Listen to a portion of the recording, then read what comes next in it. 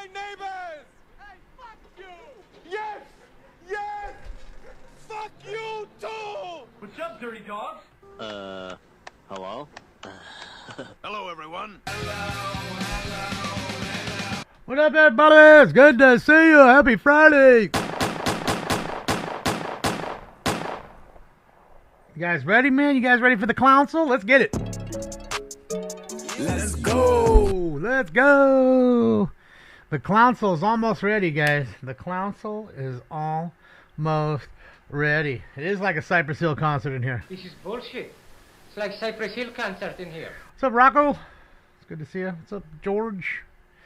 Hello to everybody. Hopefully everybody's okay. Hopefully Helene is treating you guys okay over there on the East Coast. Not battering you too much. Just watering the lawns and cleaning out, the cement. Let's hope that's all that's happening. Sweet Daddy, what up? It's good to see you. What up, CW? What up, Laguna? What up, Steadily? A big bag of puff is getting ready over here. It's just sitting here. Sitting idle. It's ready. Speaking of ready, let me get some, what do you call it? Let me get some rocket fuel here and get going. Rocket fuel. What's up, Satan? Who knew the devil watched Smoke and Scan? Satan laughing spreads his wings. What's up, Lisa? What's up, Jack?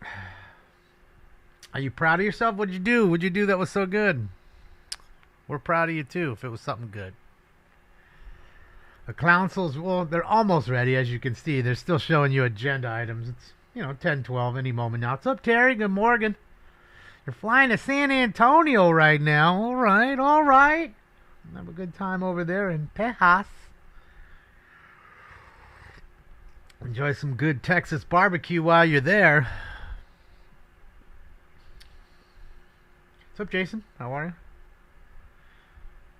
All you want is to chase Rebecca. It's your birthday. Well, I'll give you this then. Happy New Year! Happy birthday, you thing from another world, you. Happy birthday! Happy birthday! Happy birthday! Happy birthday, Rebecca. It's cool. Your birthday's on a Friday. Always fun. So you can go out and have a good time. Not really have to worry about waking up in the morning to go to work usually. So that's fun. All that's some good stuff. I don't even know when my birthday falls this year. I think I'm on like a Wednesday or a Thursday, something like that. I don't know. I don't even know when my birthday shall be. Well, it looks like the agenda items are over, so they should be starting here any moment, guys. So hurry up and get your stuff ready. All right, my birthday falls on a Saturday, actually, this year. Okay. I didn't think it was on a Friday. We must have... Yeah, so we must have... what do you call it? Must have done my birthday last year live. I mean, we usually do something. I hang out with you guys. But I don't remember it being on a Friday. YouTube cut out? Come on, really? Anybody in YouTube right now? Shows I'm streaming. Shows I'm still on. I don't know why. What's going on with YouTube, man? I still see people talking in there. Can you guys see me on YouTube? All right, let me see if I can see myself, because you guys aren't answering. Oh, there we go. Fuck, of course. YouTube's still good. So refresh if you're Los Angeles City Council. Today is Friday, the 27th day of September, 2024. My name is Marquis Harris Dawson. I serve as president of this city council. We will take public comment in the chamber for today's meeting. Can we begin the proceedings by taking roll? Good old YouTube snuffing me out as much as they can. Yes, Mr. President. Blumenfield, De Leon, Harris, Dawson, Hernandez, Hutt, There's the DEI sound guy up there in the corner. Padilla, Black Park, t-shirt. Price, All the way on the other Rodriguez, side. Soto Top right. Martinez, Yaroslavsky, 10 members present and a quorum, Mr. President. All right, what's So first? refresh. Approval of the can see you, minutes of CW. September 25th, 2024. All right, Councilmember Krikorian moves. Councilmember Lee seconds. Next. Commendatory resolutions for approval. Councilmember Padilla moves. Councilmember Soto Martinez seconds. Next. Hey, sold a card. Mr. President, shall Demarcus I Robbins. run through the agenda, sir? Okay. Yes, please. Okay, plays for the Item Rams. 1 is an item notice for public hearing. The Department of Building and Safety recommends How about those receiving and Dodgers? filing this matter inasmuch as the property is owner We're in the Dodger occupied. jammies. Items 2 through We're in the 5 Dodger are items jammies. which public hearings have been Uh-huh. held. Items 6 through 13 Uh-huh. are items which public hearings have not been held. Shout out to you Padre 10 votes fans. are required for consideration. All right, without objections, those items are now before us. Members, are there any specials? Any specials to my left? Congratulations, Councilmember Hernandez. Shohei. Thank you, Council President. I have an Getting amendment over for item 1. The city 400 attorney has a copy hits, to read into the or record. 400 bases, rather.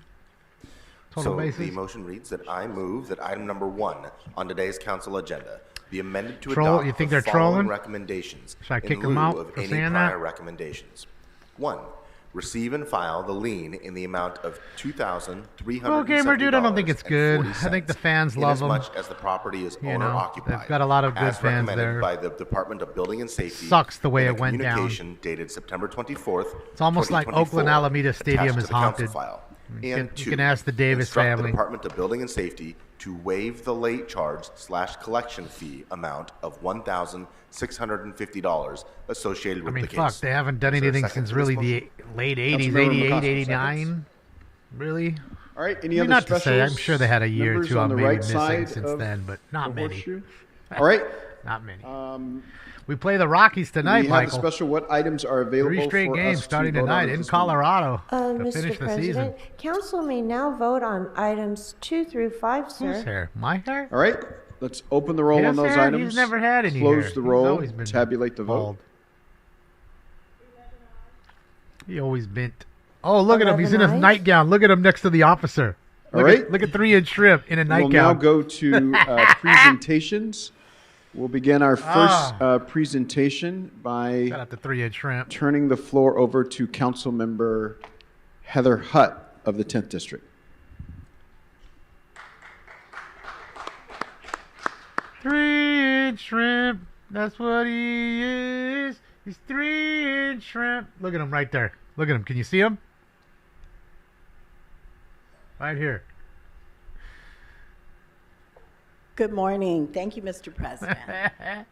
Today I'm excited to welcome someone you may know, Dana Brown, the General Manager don't of know the him. Personnel Department to Council Chambers. Don't know him. Or her. Y'all Sorry. know her? Sorry.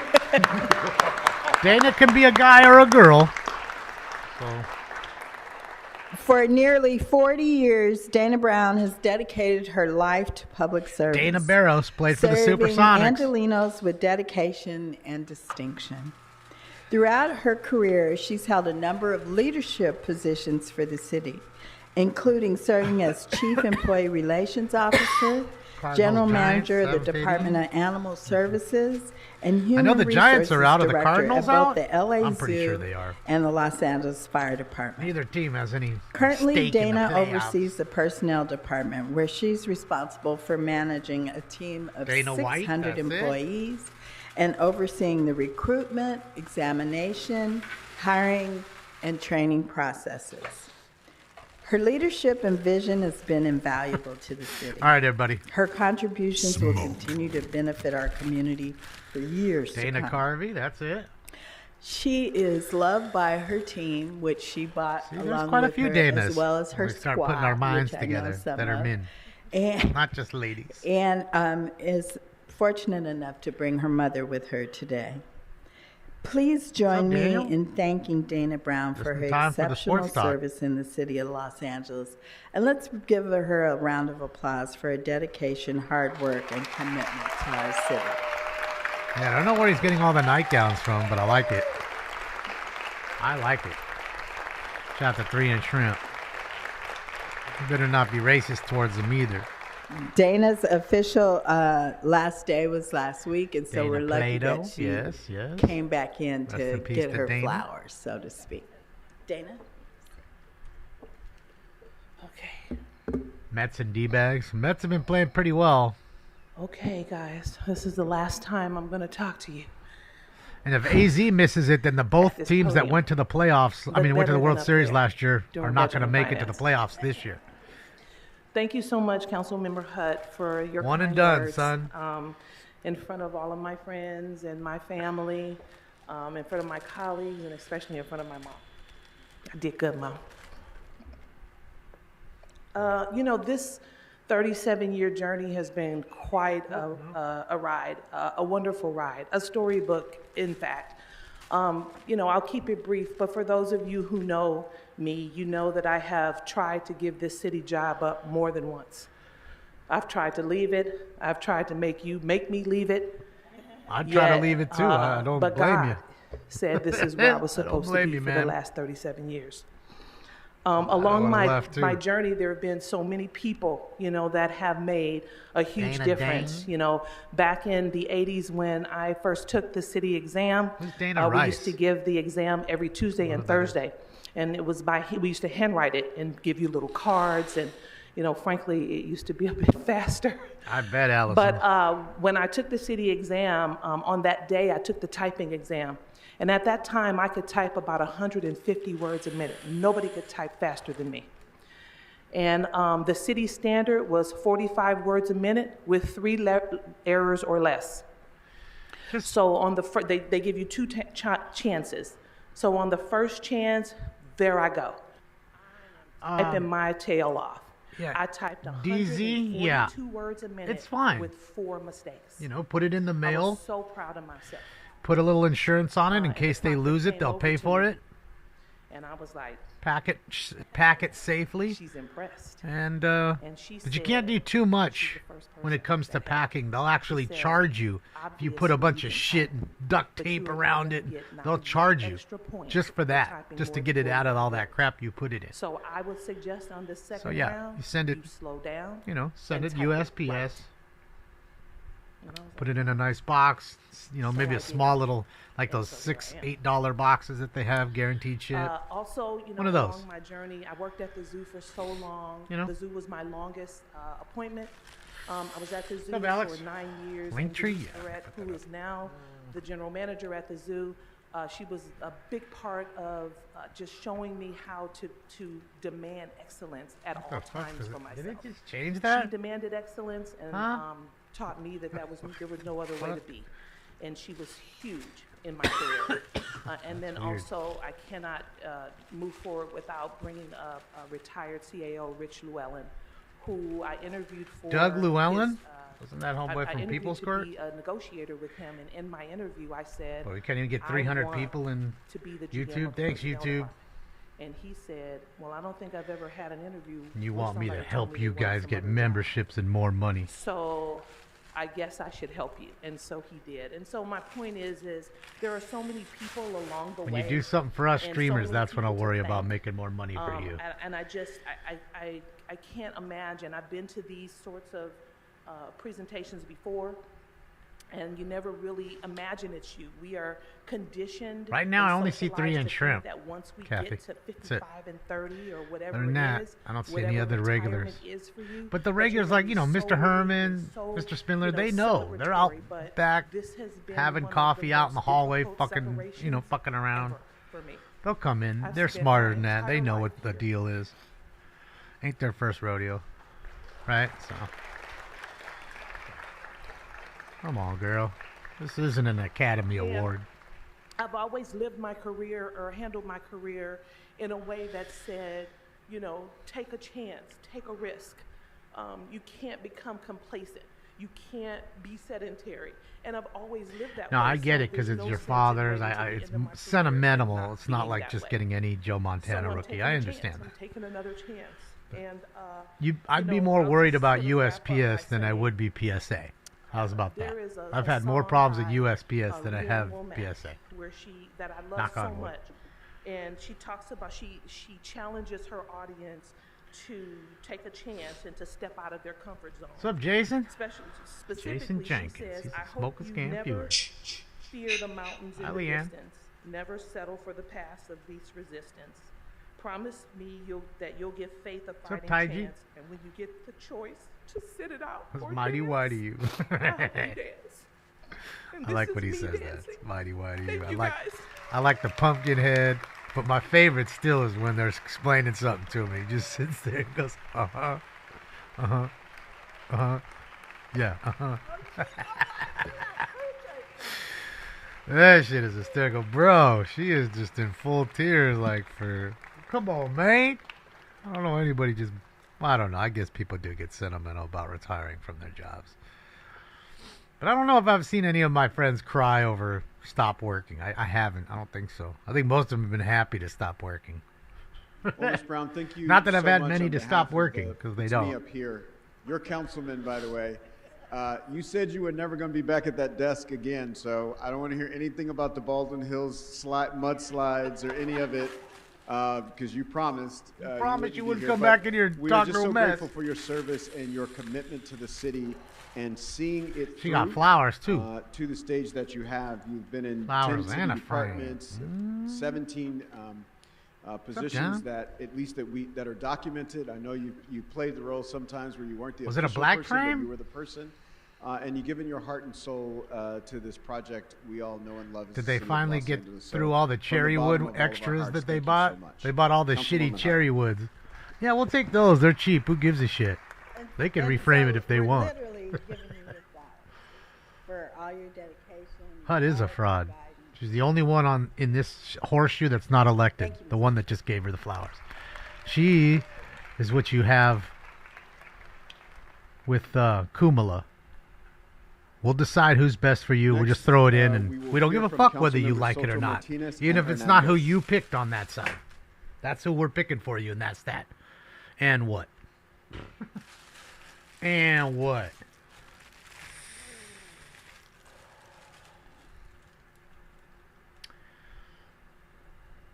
I mean, I go to Michael's and I buy the black frames. They're not so cheap. The nice little boxy, more modern ones. Those shitty cherry wood ones are the ones that are always on sale that nobody wants. Who the fuck wants old cherry wood? Nobody wants that shit. When you take it, you say thank you and you have it redone. I think that's what a lot of people do. If you ask me. Some may not give a fuck and just throw it up there. And it's not that important anyway. Thank you so much, Council President. It is my honor to come here today, joined by my colega, Councilmember Eunices Hernandez, and so many community leaders to celebrate the 60th year anniversary of the UCLA Labor Center. Go Bruins! For 6 decades, the UCLA Labor Center Bruins are in trouble right now. Research and programming that has shaped the course They got their of the baseball stadium history of taken the away. city and, in my opinion, the entire country. So I want to talk a little bit about that. They were evicted from their own We know that stadium. they have laid the work for the Fair Work Week ordinance, which was passed here in council many years. We know they've done a ton of studies on wage theft, which has shaped many of the policies that we've done here as well. We know that they helped pass the first statewide fast food council. But what is oftentimes ignored is that the UCLA Labor Center was a pivotal player in creating the Dream Resource Centers in California, which is where the place where a lot of the folks that came here undocumented to this country would strategize and think about how they were going to push the federal government to make sure they acknowledge their right to be in this country. Cool, realize. That there is no such thing when you look at borders, when you look at a globe, We'll there be are no live tonight. borders. We can check it out. And they successfully pushed the federal government at that I'll time be able to check it out on pass Peacock, though. the Deferred Action for Childhood Arrivals, which I think is one of the most monumental pieces of immigration legislation that we have ever passed, because the last time David we O. passed Carter? anything was in 1987 with IRCA, and we can look at DACA as one that was passed, but it was because of the militancy, the folks being arrested, they were able to make that happen, and that's because of the UCLA Labor Center. Their impact also extends beyond that work that I just mentioned, and the movements that have grown from their decades of research, including helping create LANE, which is the Los Angeles Alliance for a New Economy, and also the first Black worker center in the nation, established in 2009 with by that time which is now our state senator, Lola Smallwood Cuevas. Their work has been cited in hundreds of city council motions and report, and even at least one Supreme Court argument by the late Ruth Bader Ginsburg. Literally hundreds, if not thousands, Yeah, I don't get that of in my people have television been here, shaped realize. I gotta because go of in the the living UCLA room. Labor Hi, Center buddy. over those decades. And so now to speak more about their community work and their appropriately named James Lawson Jr. Worker Center in MacArthur Park, I'd like to introduce my compañera from the 1st District. Yeah, what do you Councilmember expect? Ulysses These Hernandez. people are Marxists, communists.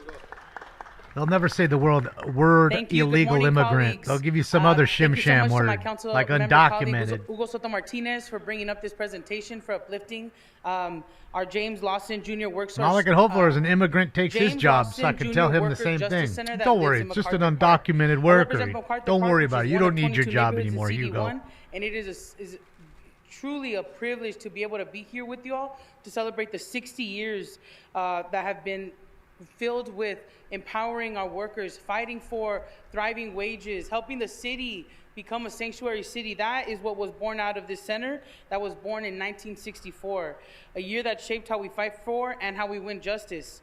Now, again, renamed the James Lawson Jr. Worker Justice Center in honor of the legendary labor and civil rights leader. This building has served as a strategic base and safe haven for our labor organizers and immigrant rights activists in Los Angeles. Again, I've seen the firsthand impact of their work with the buildings of programs that help with giving wages, thriving wages to other sectors, such as our promotoras that are always in that area, trying to plug into these spaces. I've seen the community meetings that they've held there that have led to the campaigns that have shifted the way that our city moves around thriving wages and housing justice, as we saw this past week with Tahoe. The UCLA Labor Center's MacArthur Park building will remain a cornerstone for working class Angelinos in one of the densest neighborhoods in the entire state of California. With the fight for economic justice still ahead of us, I'm glad that that space exists to continue to build power and continue to build the power of our workers. So I hope that one day we can all head down there on over to Parkview Street and stand alongside others on the front lines in MacArthur Park, because community keeps community safe, thriving wages keeps community safe. This center helps keep our community safe. Now I would like to introduce UCLA Labor Center Director Saba Wahid to share a few words with us. Thank you.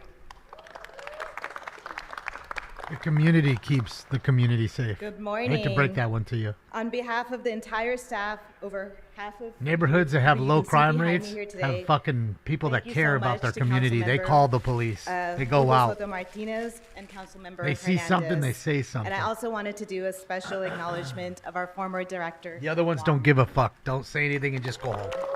And that's why all that crime thrives. Make no mistake, Los Angeles is a union town. As you heard from our council members, our city is setting a national example, showing what it looks like to uplift worker voices, pass strong labor policies, and fight for an economic equity for all. The UCLA Labor Center was founded in 1964 when the California Federation of Labor Unions demanded that the public universities serve working people. Demanded. Year after year, we continue to evolve to meet the unique needs of our city's workers while staying true to our core values, strengthening research justice, and building our schools to movement pathways. Our work is guided by indoctrination those centers? on the front lines: workers, labor unions, worker centers, community organizations, and the city officials who fight for economic, racial, and immigration justice every day. We have provided cutting-edge research to ensure that our city leaders can make well-informed decisions that center worker experiences and priorities. Take care. As you know, I've always had this theory. They don't want Whenever I scumbags meet in a their student, neighborhood. There's a good chance he'll be my future boss. That's how you keep property because value up. I've seen hundreds of students pass through the UCLA Labor Center and grow into our city's leaders. Whether they become public servants, union organizers, or researchers, our alumni are leading us into the next decade's fight for equity and justice for all. I don't know. Maybe she's dying her So roots. right now, I'm so honored thinks to she's still introduce fucking to you one of 22? those students and possibly my future boss. There's a lot of those out there. Jessica Women that are way too old, that don't dress their age, and have the nose ring right here and all that shit. Dyed hair. Thank you so and much, They're 50. Saba and Councilmember Soto Martinez and grow Hernandez. up I'm yet? a little nervous, but hello everyone. Good morning. My name is Jessica Olivares. She, her pronouns.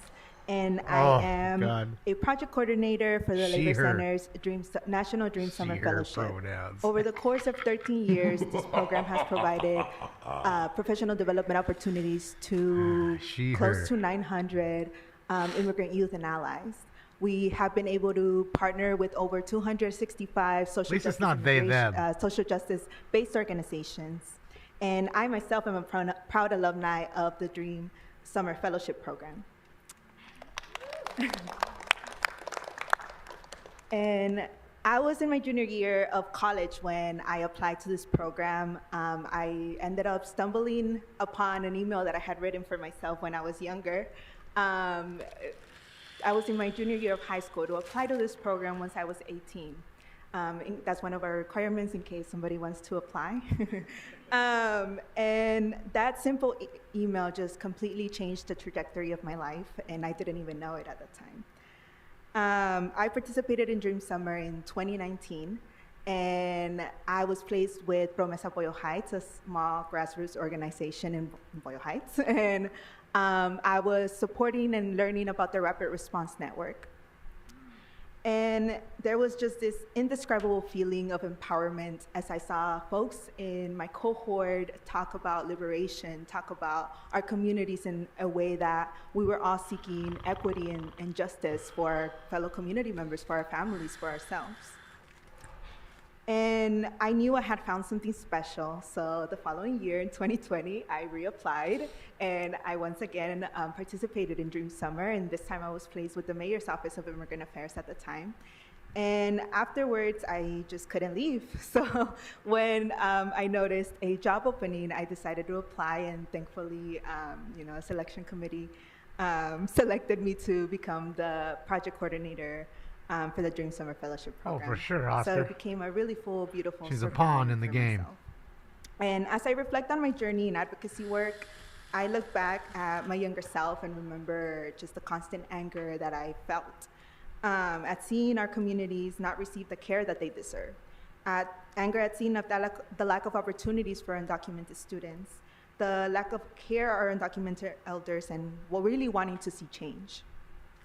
At the Labor Center, we know the fight for immigrant rights is the fight for worker rights, and that immigrant communities are the backbone of our city. The Labor Center is a testament that Los Angeles thrives because of folks committed to this work, folks that are willing to expose that we are currently the capital on wage theft and decide to make a change. These past 60 years celebrate wins, but also the reality that we can do more for one another. An exciting opportunity for all of us to be committed to worker rights. Solidarity will continue to shine for the Labor Center, and I hope it continues to shine for all of us and our communities.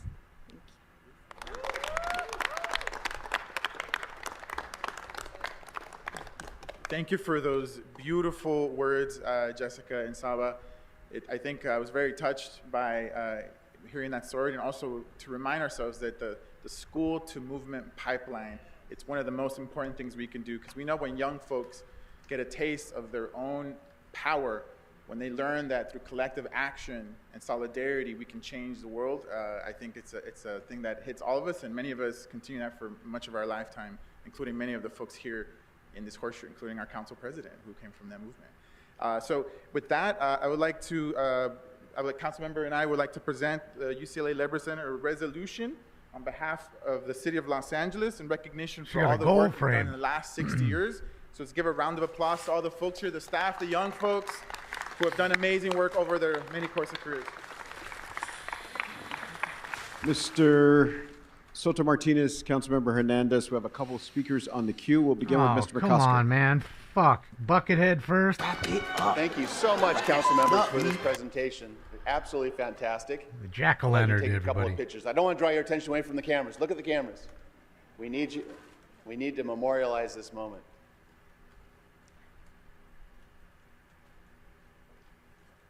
This is such a great presentation, such a great moment, and I'm so appreciative of the Labor Center at UCLA. My early days of getting interested and involved in labor was at UCLA Law School. And I went to the law school too many years ago to mention here, but some folks might remember there was a professor there named Ben Aaron. And Ben Aaron was the undisputed leader of the labor movement, the academic side of the labor movement in the United States. He joined the UCLA staff in the 1940s, and I was fortunate enough for him to be my professor in a number of labor classes in the 1980s.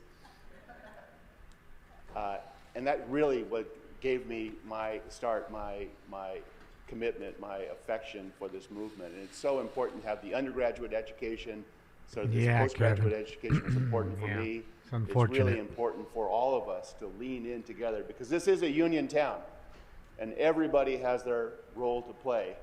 And I will say the work coming out of the UCLA Labor Center. Oh, look at Batman. Look at Batman. The issue, the existential challenge of automation. Batman standing up in the crowd. Has been critically important. That report sits on my desk every day to make sure that we are not making this false choice. Look at the cops. Cops came over and told him to sit down. Jobs. We can and Come have on, man, to sit protect down. both. Right? And I also appreciate the work that you've done. Already getting in trouble. Hasn't even started yet. Already getting in trouble back there. Those are the environmental workers Flicking them off. who tend to get overlooked, that are doing all this cleanup work. You gotta love they it. have been unionized and organized, and your work, your Shit, academic I mean, they work know better. has They're just given them outside. a pathway to make They don't sure wanna that they sit have through more this signatories garbage. and more representation and better pay, but most importantly, better working conditions. So I could not be more appreciative of literally the decades going back to the mid-40s that UCLA collectively has done in the labor movement. So thank you and congratulations. Thank you for stopping talking, finally. Councilmember Padilla. So good morning, everyone. Ian, where you at? And I want to start off by thanking Councilmember Soto Martinez and Sniff or no Hernandez sniff? for this great presentation. I'm very excited that we're celebrating the 60th anniversary of the UCLA Labor Center. The Labor Center has been a beacon of justice and a driving force for workers' rights in LA. Congratulations to all of you, especially Executive Director Sabah Wahid. I want to give some special recognition to Kent Wong, as he's the one that I've known the longest in terms of the work that's been done. We all know that it was during your tenure that it was the largest growth in staff and funding. And it was also your visionary work, including the opening of the UCLA James Lawson Jr. Worker Justice Center, that built bridges between the traditional labor movement, immigrant communities, and worker movement worldwide. Your efforts strengthened innovation worker education programs and created invaluable student internship opportunities within the economic justice movement, ensuring a new generation of advocates for labor justice, and we see them throughout everywhere in Los Angeles finding jobs post the program. I also want to give a shout out to Victor, who many of us know as a nationally known, There's one. an expert on immigration rights and low-wage workers. But many of us in this building know him as a commissioner in multiple capacities, holding us accountable as public servants. But if you're an organizer who has read his books, you know that he is a strong advocate, letting us know that in the work for justice, we must find and strike our balance with a work-life balance, or else how do we continue? So shout out to you for what you've written and what you've done for organizers across the city. But overall, For what my you biggest wrote? memory is I that don't know. during my time at the Los Angeles Alliance for a New Economy, as a Valley organizer, coalition leader for the Raise the Wage campaign, it was the UCLA Labor Center that was a pivotal partner in our fight for the creation of the Office of Wage Standards here in the city. It was your expertise, your research, and on-the-ground support that made sure that in the conversation to raise the wage, we never forgot the importance of making sure that we covered those who are already not getting the minimum wage because of wages stolen. So we have to remember that, and we thank you for that. Now everything is wage theft. In dedicating wage theft, especially for low-wage workers and immigrant workers, you've made an enormous difference for the workers Illegal that are immigrant. most affected by the bad employers who think it's okay to prey on the vulnerable, and we thank you. So as we celebrate these 60 years of the UCLA Labor Center's tireless advocacy, we look forward to your continued work in transforming the lives of all workers in Los Angeles. And your legacy for promoting equity and labor justice will always be deeply connected to the shared successes of everyone in Los Angeles. Congratulations for 6 decades of impactful change change, and here's to much more, many more. She got one sniff in. Councilmember Rahman. Gosh, thank you, Councilmember Padilla, for those remarks. Those were really beautiful. Yes. And thank you to Councilmembers Just Hernandez memorable. and Soto Martinez for your remarks. None of us will And ever for everyone forget. who spoke today. I don't know what I can add to what has already been said, but I really just wanted to rise Speech will live in infamy. and say thank you for your leadership. Thank you for your focus on these issues. I've learned so much from so many individuals who are there. I've learned personally, our city's policies have learned from the work that you've done. You've trained so many organizers and policymakers and legislative staff who now work in the city and the county and reshape, because they do the work. And you train them. And you make sure that the perspective that the Labor Center holds dear, which is that working people deserve to live well and to live with dignity here in the city of Los Angeles, you make sure that that perspective is centered in all of the work that this city does. So I want to just thank you, and thank you to both of you for bringing this forward today, and congratulations. Councilmember De Leon. Thank you very much, Council President. Thank you very much. Thank you. To Thank you very much. Saba, congratulations for the role that you lead. I want to congratulate Councilmember Hugo Soto Martinez. Telling you, if that's a wig, that's just an absolute perfect Darth Vader helmet. That is correct. From which we stand Just on the saying, shoulders. it's like I a wanna perfect thank you very much helmet. For the bottom of my heart, for the years, if not decades. It that just you straps have on at the invested gray. in all of us here in the city of Los Angeles. Like it And thank you velcros for down that. on the side. Gracias, ¿no? Por todo lo que has hecho para nuestra gente aquí en Los Ángeles, particularmente los emigrantes. Whether it's UCLA, whether it's Cal, whether it's USC, when you go on campus and you get a master's degree in business, when you go to the School of Business, it's normal. You don't think about it twice. But when you think about a labor institute, there are hardly any labor institutes. In fact, to my knowledge, there's only 2 labor institutes, UCLA and up at Cal. And we don't think twice about that. We think sometimes it's an oddity because every Club for graduate Men? school you go to, there's a master's degree program for business. So they Never do ship for you somebody's labor. butthole hair or That's why something, and you what strap they it do on, some is Velcro? How does all that phenomenal, work? Beyond phenomenal. I was proud when Ken and I worked together because sometimes, administrations, they have different opinions and they have different ideas where monies and everyone, your budgets should fucking go. head smells like shit. I'm gonna call you a My own shithead. discretion, we got a couple $1 million for the UCLA Labor Center and for Cal as well too. And we made it very clear that it was not to be commingled with the rest of the money with the UC system. That was specifically earmarked and targeted for the Labor Institute. We made it very clear with the chancellors. You speak Can't American? take that money that's specifically for the Labor Institute. And we had to codify that into law to make sure there was no Sure he is. hanky-panky. Chase is This happy. was for the research that was needed. It's Playing in his, critical. he's That been research in has been his so critical. little tower We lately. did Senate Bill 575, which created the He Cal used to love it. Enviro He used to be in there every day. which now Then he stopped for a while. Now leads he's us back to into where we it. invest billions of dollars, particularly in communities that are most impacted by both climate change Kind and of like other us. We criteria get a pollutants bike, that are we chilling ride it a into lot, our then lungs you put the every bike away, you single probably day. don't ride it for almost Cal ever. Enviro Then School you was take the bike created out and through ride it Senate again. Bill Same thing. 575. And the Labor Institute played a huge role in how we mapped out. Because before, it was only about political power. Who had the most power and where would all this money go?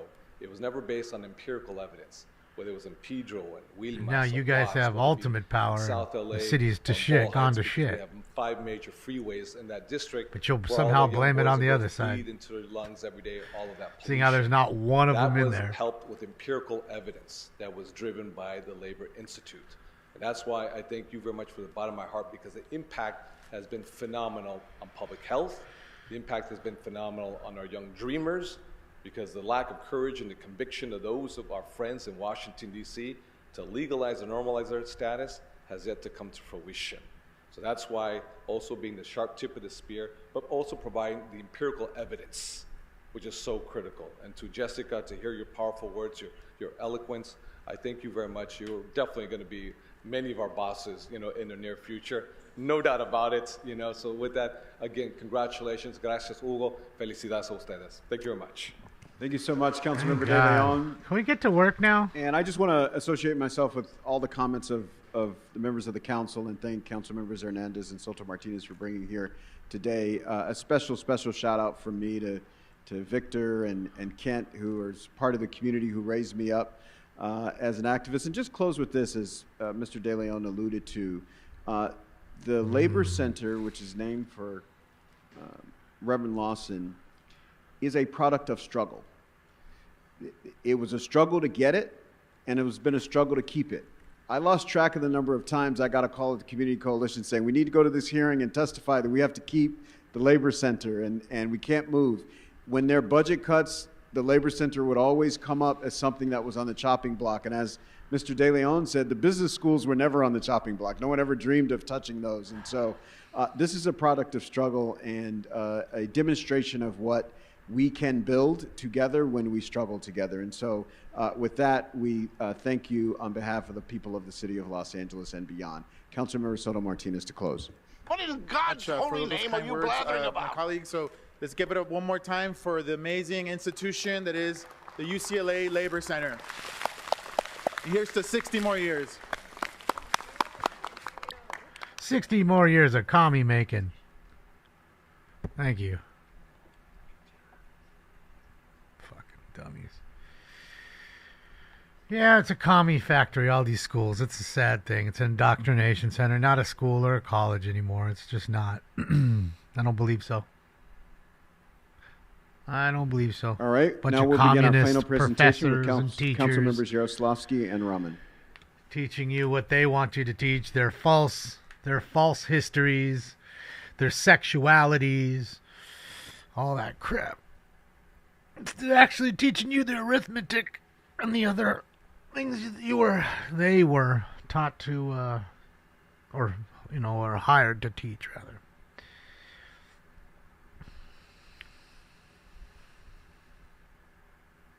Snuggies? Yeah, it's a whole bunch of bologna and cheese. We've wasted almost 45 minutes on this shit. We still have another one to go. So we'll definitely be wasting 45 minutes on it.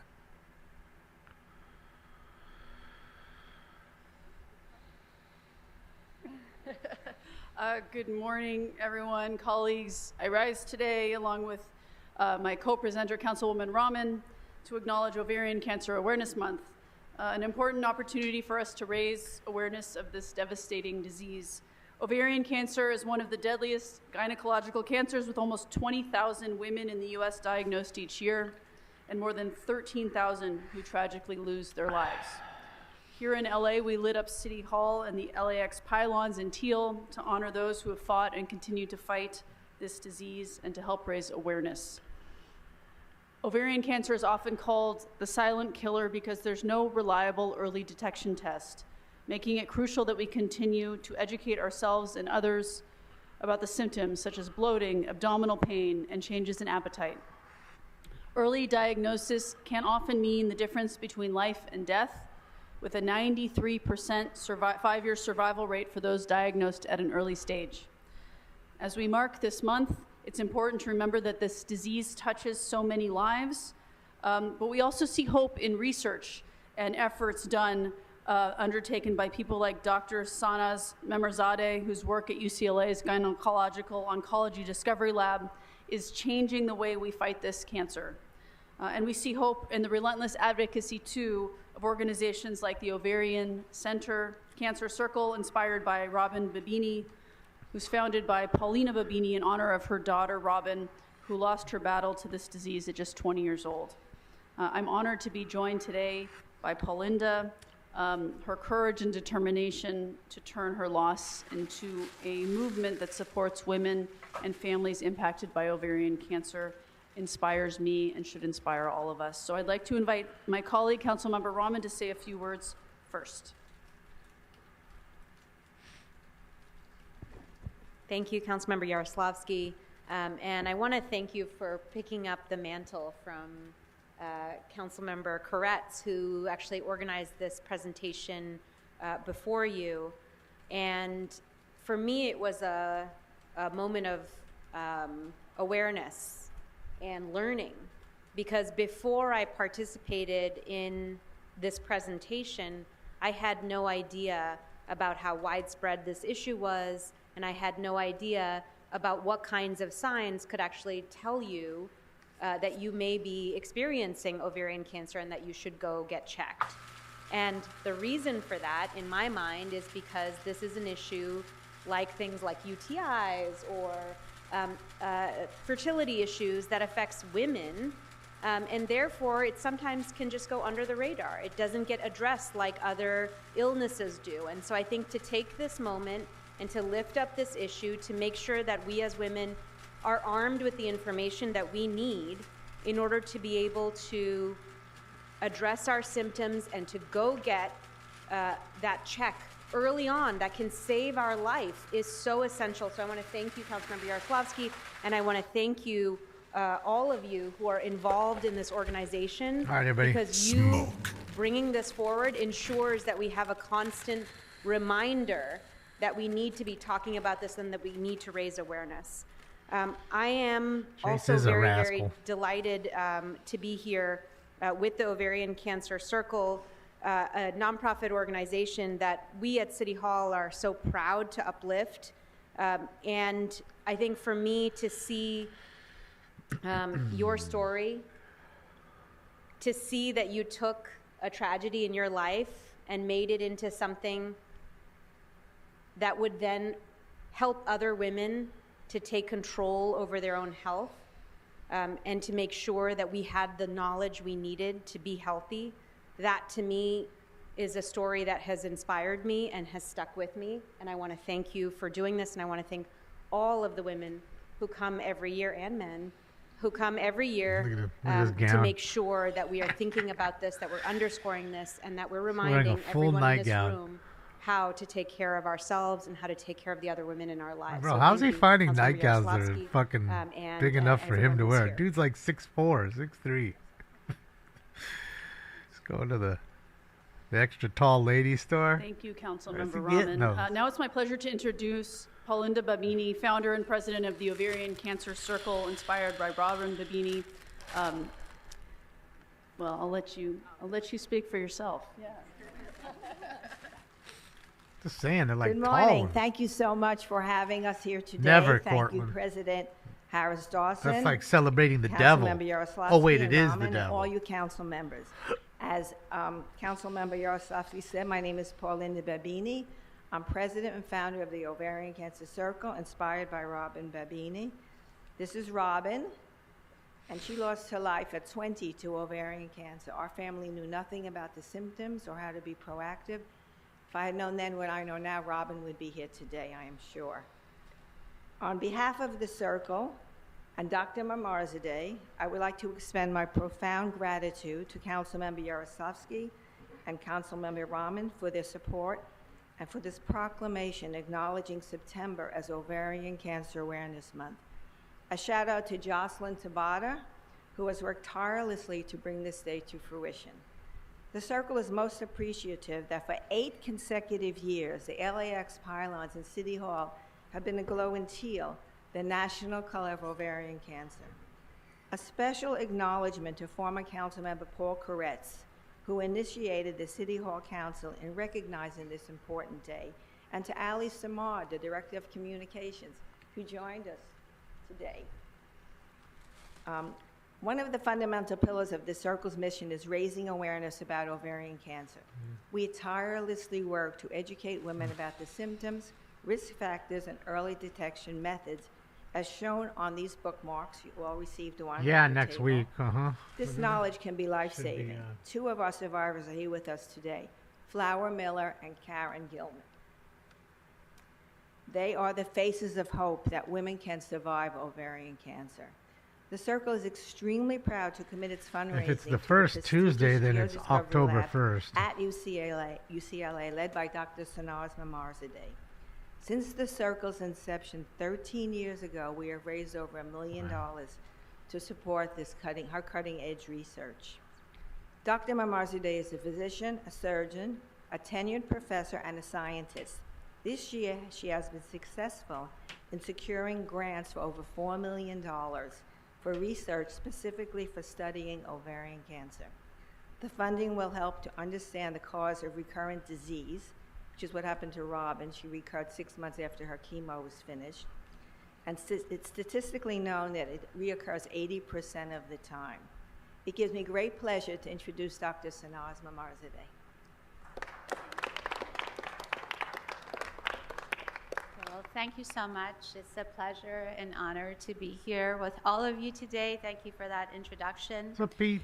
So as What's up, Paulina Sadie? mentioned, I'm What's a up, gynecologic Julius? cancer surgeon with a translational basic science Seth? research lab at UCLA. And the focus Everybody of my coming in lab late. is to devise better You didn't miss treatments nothing. for women who are impacted by ovarian cancer and some types of uterine cancer, which can act quite aggressively as well. I want to just give you some statistics. It's estimated that the lifetime risk of ovarian cancer is about 1 in 87, and endometrial cancer 1 in 33. There's actually a very acute rise in the rate of endometrial cancer as well. So it's a disease that, as a woman's cancer, I think needs attention.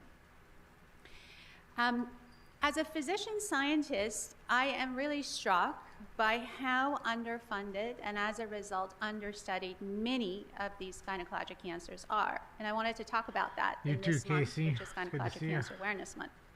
There's a big discrepancy in funding to fatality ratio of these tumors. And this is particularly concerning because some of these cancers actually disproportionately impact women who come from historically underserved communities. So this is an area that needs attention, in my opinion. My Cubby? team, my collaborators at No, UCLA and you didn't I miss are that. trying to change this trajectory. We're performing transdisciplinary research. We're partnering with the community, with organizations like Paul Indo's organization, which has done a tremendous job, with you, City of Los Angeles here, engaging patient advocates and prioritizing diversity in research.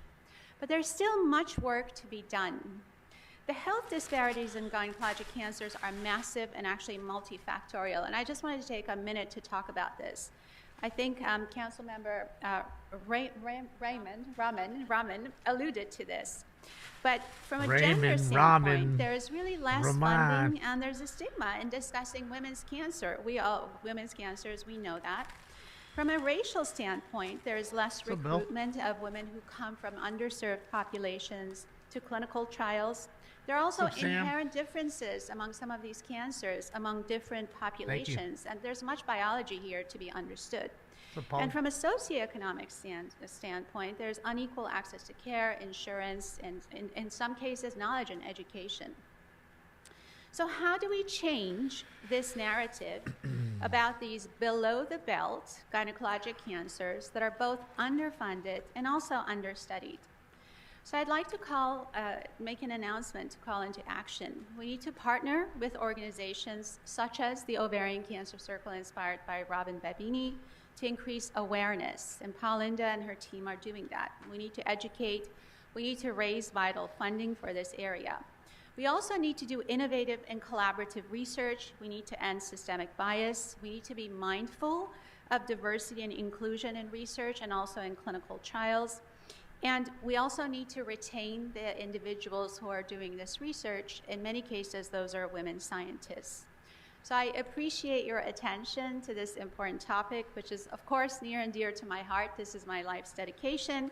And I do think that together we can change this trajectory. Thank you.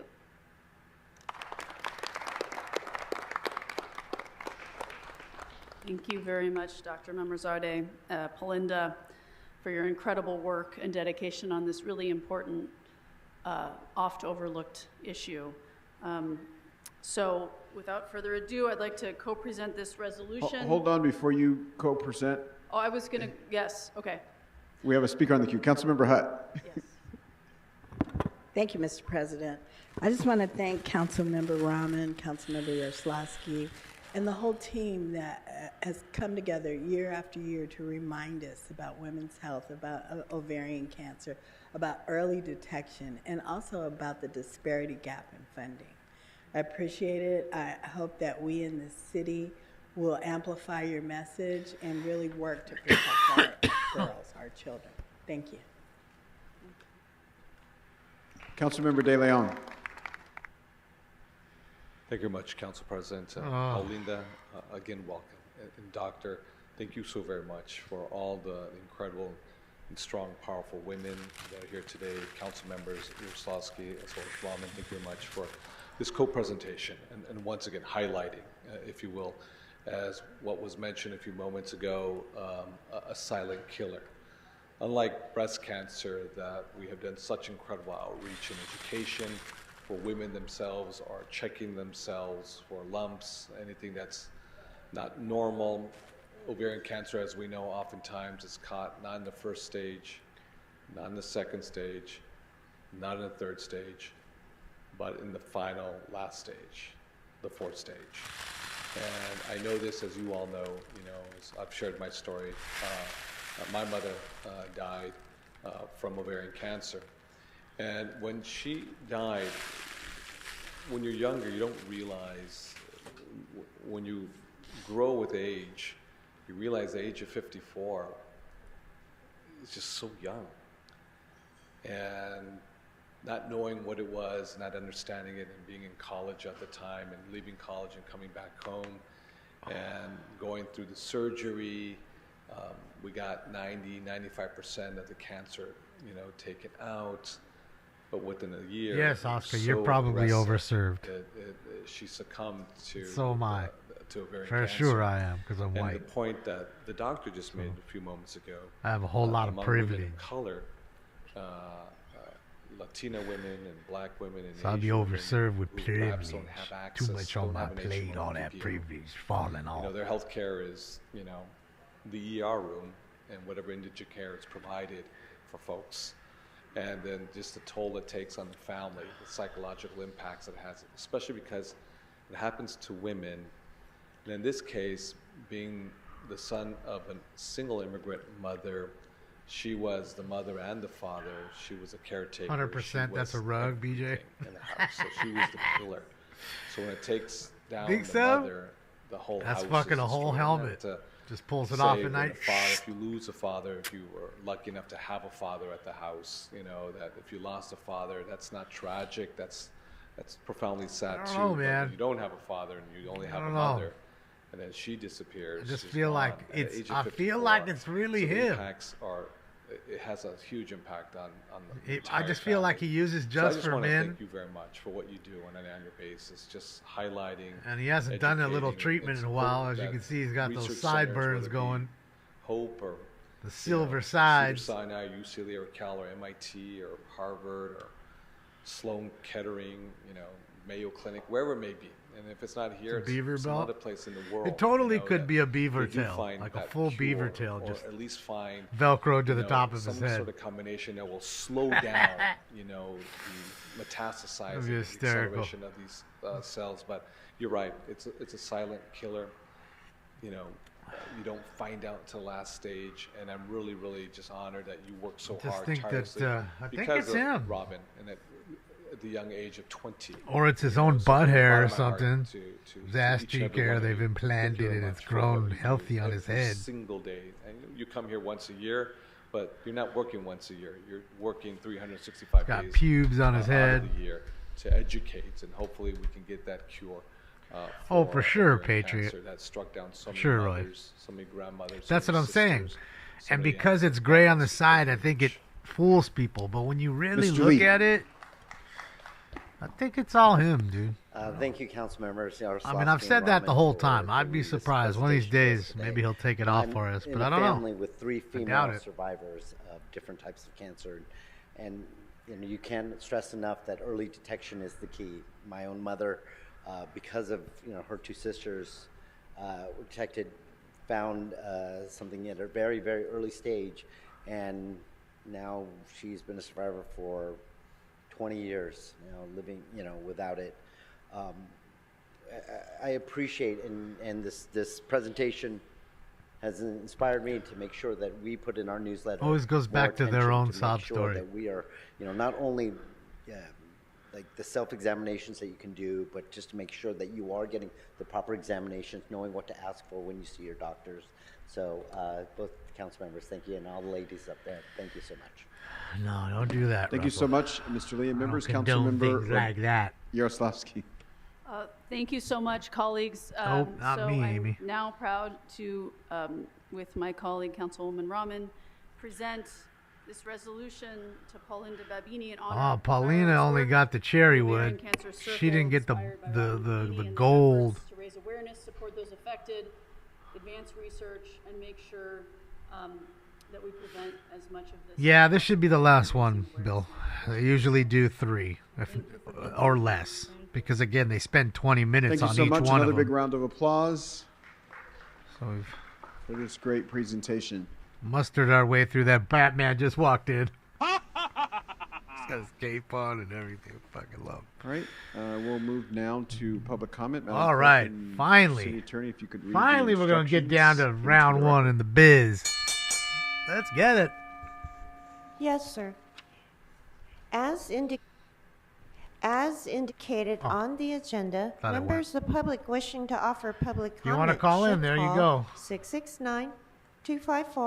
669-254-5252 and use meeting ID number 160-535-8466, then press pound.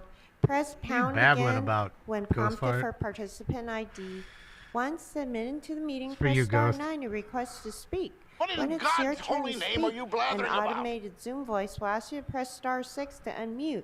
Again, call 669-254-5252 and use meeting ID number Thinking everybody did give you like 200. Let's get it. 160-535-8466, Considering they've been shadow blocking then or press banning the whole pound. day. Press pound again when prompted Thank you, for everybody. participant ID. I need the help. Once admitted to the meeting, press star 9 to request to speak. When it's your turn to speak, an automated Zoom voice will ask you to press star 6 to unmute.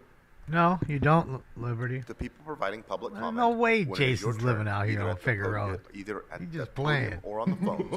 Please state which of the agenda Jason's items some you would other like to state. speak to. You're in the Midwest, You I will have bet. 1 minute per item, up to 3 minutes total for the items open. I for don't think public Brock comment. lives here. We I will don't think tell you when your nobody time is lives up. here. Lobster, When speaking on the Laguna, agenda items, Tethered, you must be on topic. Hurly-gurdy. Our goal is to get through None as of many them. speakers as we can. I think If you are Stacy not on obviously topic, does. Or if we But cannot she doesn't tell really whether you are watch on with us topic, here. You will get one brief warning from me or the council president. At that point, Other you than need that, to I get think immediately everybody and who clearly calls on in, topic. none if of you them do not are do so, people if you here. again stray off topic, you will forfeit the rest of your speaking time, and we will have to move on to the next speaker. The items that are open What do you for guys public think? He comment combed his on the hair today. It agenda looks today good. Are items number 1 and items 6 through 13. Got the snazzy So again, pink the tie. items that are open for public comment on the agenda are items number 1 and items 6 through 13. Members of the public may also speak for up to 1 minute for general public comment. Just want to see one day During what it general looks like public for him to wear a members of the motorcycle public may helmet. speak to any of the items or Just once. anything else in the city's subject matter jurisdiction. For members of the public calling in, when it is your turn to speak, an automated message from Zoom will prompt you to press star 6 to unmute yourself. If you do not do so, council staff will prompt you once more. At that point, you need to What's up, immediately Salvador? unmute yourself. Just in time, or Salvador. You unfortunately, picked the perfect you will time to go forfeit your in. speaking time, You missed and we all will the have to garbage. move on to the next caller. Finally, because of a brief time delay between Well, the all live the meeting fat. and the broadcast, Don't say garbage. two Don't say things are fat. important. First, You getting just while the waiting for steak. your turn to speak, please keep an ear to the phone so you know. By in the way, I real just wanna time let you when it know is I- your I turn to made, press star 6 to unmute. Second, if you're My listening own to this meeting McMuffin on this another morning was device, really good. Please turn down the volume on that device immediately when it's your turn to Bacon speak. and egg. Between feedback and the English time muffin. delay, it will cause a great Little deal of juice. confusion if you continue to Better listen than on your other McDonald's. devices. Cheaper Thank you. too.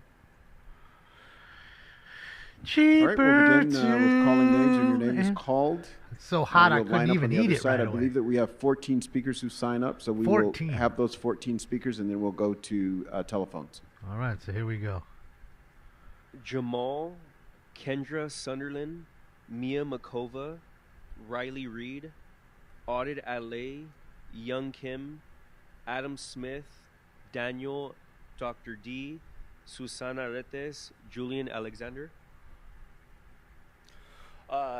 City Attorney, I would like to request the interpreter during my general public comment. And then I would like to speak on item 11, 12, 13, and the general public comment. So you have 3 minutes for the items and 1 minute for general. Please begin with the items. 11, 当初是你要分开的，分开就分开的，现在又要用真爱把我哄回来。爱情不是你想买就能买的，让我睁开，让我明白，放手你的爱。Yes, let's go, homie。出卖你的爱，背着你离开的，看到痛苦的你，我的眼泪也掉下来。出卖你的爱，背了良心债，就算付出再多感情再买不回来。当初是我又分开，后来才明白，现在又用我的真爱把你哄回来。我明白是我错了的，爱情像你说的，它不是买卖，就算千金来买都不卖。当初是你要分开，分开就分开，现在又要用真爱把我哄回来。爱情不是你想买就能买，让我睁开，让我明白，放手你的爱，狠心把我来伤害，就那么一怀，现在又要用真爱把我哄回来。Number 12。难道你真的忘了吗？ Look at her, she's laughing so hard behind him. Look at him. 如今离开我，怎么了？是否你心里只有 Pulling her 一 phone 个 out so she could record it.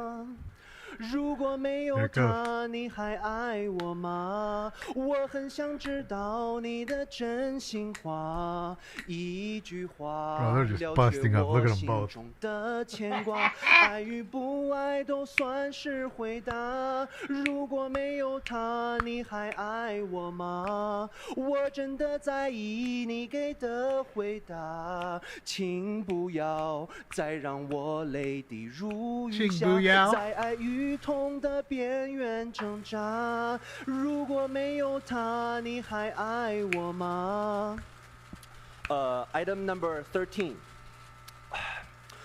我嫉妒你的爱气势如虹，像个人气高居不下的天后。你要的不是我，只是一种虚荣。有人疼才显得多么出众。我陷入盲目狂恋的宽容，成全了你万众宠爱的天后。若爱只剩诱惑，只剩彼此忍受，别再互相折磨。我嫉妒你的爱气势如虹，像个人气高居不下的天后。 General public comment. Nací en México. Todos los miembros de mi familia son inmigrantes ilegales en la calle Figueroa. I was born in Mexico, and all of my family members live in Figueroa Street. Mr. City Attorney, why he's translating why my clock did not stop? Please continue. Go ahead. Todos los miembros de mi familia son prostitutas en la calle Figueroa. All of my family members are prostitutes on Figueroa Street. Nos encanta servir a la gente de la calle Figueroa. We love to service the people on Figueroa Street. Quiero hablar sobre la seguridad en la calle Figueroa. I want to speak about the security on Figueroa Street. Necesitamos un ambiente de trabajo seguro en la calle Figueroa. We need a safe working environment on Figueroa Street. La gente de Los Ángeles necesita prostitutas seguras y saludables. Los Angeles County needs safe and healthy prostitutes. Solicito más policía en la calle Figueroa. I am requesting more police on Figueroa Street. Solicito más trabajadores municipales en la calle Figueroa. I'm requesting more municipal workers on Figueroa Street. Solicito más condones en la calle Figueroa. I am requesting more condoms on Figueroa Street. Mr. City Attorney, my clock did not stop for Speaker, 15 seconds. your time has expired. Next speaker. I'm Top Priya Hater from Korea. You bitches better recognize. Shout out to him. 3-inch shrimp's awesome. Follow that. Yeah, how do you follow that? You can't. Good morning, Adam Smith, Los Angeles Community Action Network. Sorry, General Adam. Public comment and number 8. Tough act to follow. So you have 1 minute for the item and 1 minute for general. Should I do the Please item begin with first item. then? Yes, please. Okay. Number 8, as now just council member Figueroa, Paul baby. Krikorian transitions off the council and the presidency, and while he is celebrated in this room today, I wanted to offer a little bit about him for this commemoration as someone who has been in this room for a while now. After KDL was caught on tape, along with colleagues, saying and laughing along with horrifically anti-black comments, an obvious public uproar happened. Many in this room had strong statements, and today I'll just read Krikorian's, and I quote, And there he is, sitting right will there. not be nearly enough to undo the damage that the city has suffered. The only way we can begin to heal as a city is for Mr. De Leon to take responsibility for his actions, accept the consequences, and step down. Well, KDL has not stepped down and, in fact, has been welcomed back into this space and into the open arms of Paul Krikorian. That's what happens when you're a Getting Democrat. put on the Homelessness and Housing Committee, for example. They hang you if you're a Republican This is and just said that. indicative of the ways that anti-blackness in this council is overlooked and passed and General allowed to public happen. comment? General comment. Good morning. Since Council President Harris Dawson isn't here, I won't say congrats. And while it's a new chapter at City Hall, at City Council, I'd like to speak about little what kids. isn't new, the constant and violent sweeps of houseless residents of this city, and particularly of Skid Row. Oh, here they're in going to love District Batman. 14. Batman just walked in for the kids. While tall tales of locking arms and housing offers sets a narrative in the evening news and on official city social media accounts, we see the impact daily of an overburdened shelter system with no real path to permanent housing and the constant daily violent sweeps that are legitimized by these dangerous narratives that leave the large majority of our houseless neighbors outside and unsafe. LA CAN is submitting a letter and some other documents today showing the difficulties for houseless folks living in Skid Row, unrepresented by your anti-black colleague Kevin, and the constant confusing violence of sweeps that seek to destroy, rather than represent some fairy tale of service provision. This week alone, 3 different maps on 3 different sweep notices to do the violent work of making it incredibly confusing to houseless folks trying to survive. These are traps, not maps. Can I hand this to somebody? Anybody listening? Traps, not maps, what you doing? Traps, not maps, what Could you I hand doing? this to somebody? No. Yes, of course. So your Give it to the speaking cop time after. has expired, but you can hand it to the sergeant when you exit. So much for listening and your clear instruction. Hopefully it doesn't have white powder in it. Good morning. If you could please remind us of the name you signed up under and the items you'd like to speak to. Good morning. My name is Tommy, and I'm a member of LA CAN. I'd like to speak on general comment Tommy. and item number 11. Okay, Come so you on, have 1 minute Tommy. for the item and 1 minute for general public comment. Please begin with the item first. So, Inside Safe is a complaint-driven shelter program. While its stated aims are to bring people inside, language of people being housed is laughable. Shelters are not housing, particularly when residents can or kicked out anytime. The number of people that have been exited from Inside Safe, either to the street or a casket, is higher than the number of people who have transitioned to permanent housing. If Inside Safe was actually meant to help people, people would be able to access one of these shelter beds when they want to. But we know that Inside Safe operations happen in encampments with the most complaints, and there are a corner that house people and businesses owners see as an eyesore. It has absolutely nothing with identifying those most in need. Inside Safe ultimately contributes to the same violence and death as the daily sweeps that happen across Skid Row and the whole city daily. That doesn't make it into the mayor's Twitter account or into the feel-good news stories about locking arms. This past Tuesday at the Inside Safe operation on LA Live, people who accepted the terms of Inside Safe, including really, Michael. relinquishing property, were shuttled to Skid Row People to the Weingart fight. building. General public on comment. They 6th and argue. San Pedro. Cost a lot of money for all of them. That I can say. This past Tuesday, how many rooms are available today for Inside Safe? Had that happened participants? How many backstage, Inside Safe nobody would have rooms ever in known. Weingart Probably. in Skid Row have been Maybe used for somebody Skid would Row have recorded residents? It appears that the clearing of Would have encampments went up on advertised in TMZ. media. It wouldn't have went Between like. the room costs, I don't food, know. and so-called It's just services, different when you do it on security, and other stage. baked-in costs, Inside Safe costs about $6,500 per month per person. How much is the cost of an average apartment, aka permanent housing in Los Angeles? This city needs to stop prioritizing expensive shelter-to-nowhere programs and actually start building housing. This is not enough housing, and there is not enough political will in this room to do the right thing. Housing, not shelter. House keys, not handcuffs. Thank you.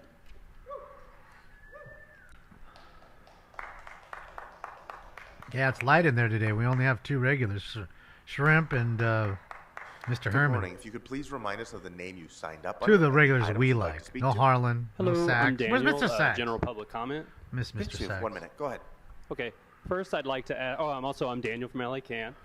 First, I'd like to ask how on earth Kevin De Leon wound up in front of a camera talking about civil rights, despite the civil rights abuses going on in his district every day in Skid Row. This guy loves cameras so much. When I go home, I make sure I turn off all mine in case he just shows up. So regarding sweeps, in an ongoing lawsuit against the city of Los Angeles for destroying people's property, a federal judge ruled that the city doctored documents regarding sweeps.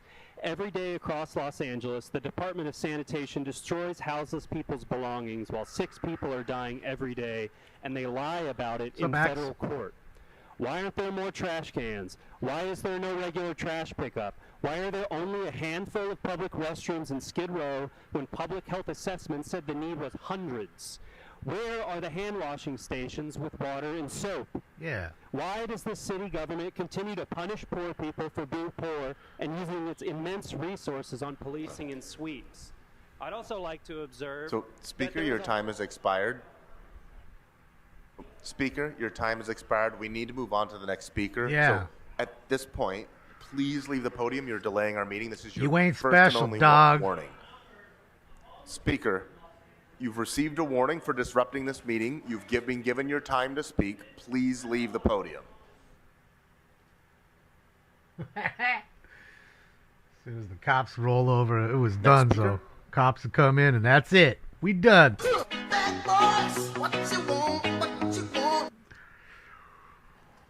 Good morning. If you could please remind us of the name you signed up under and the items you'd like to speak to. Dr. D.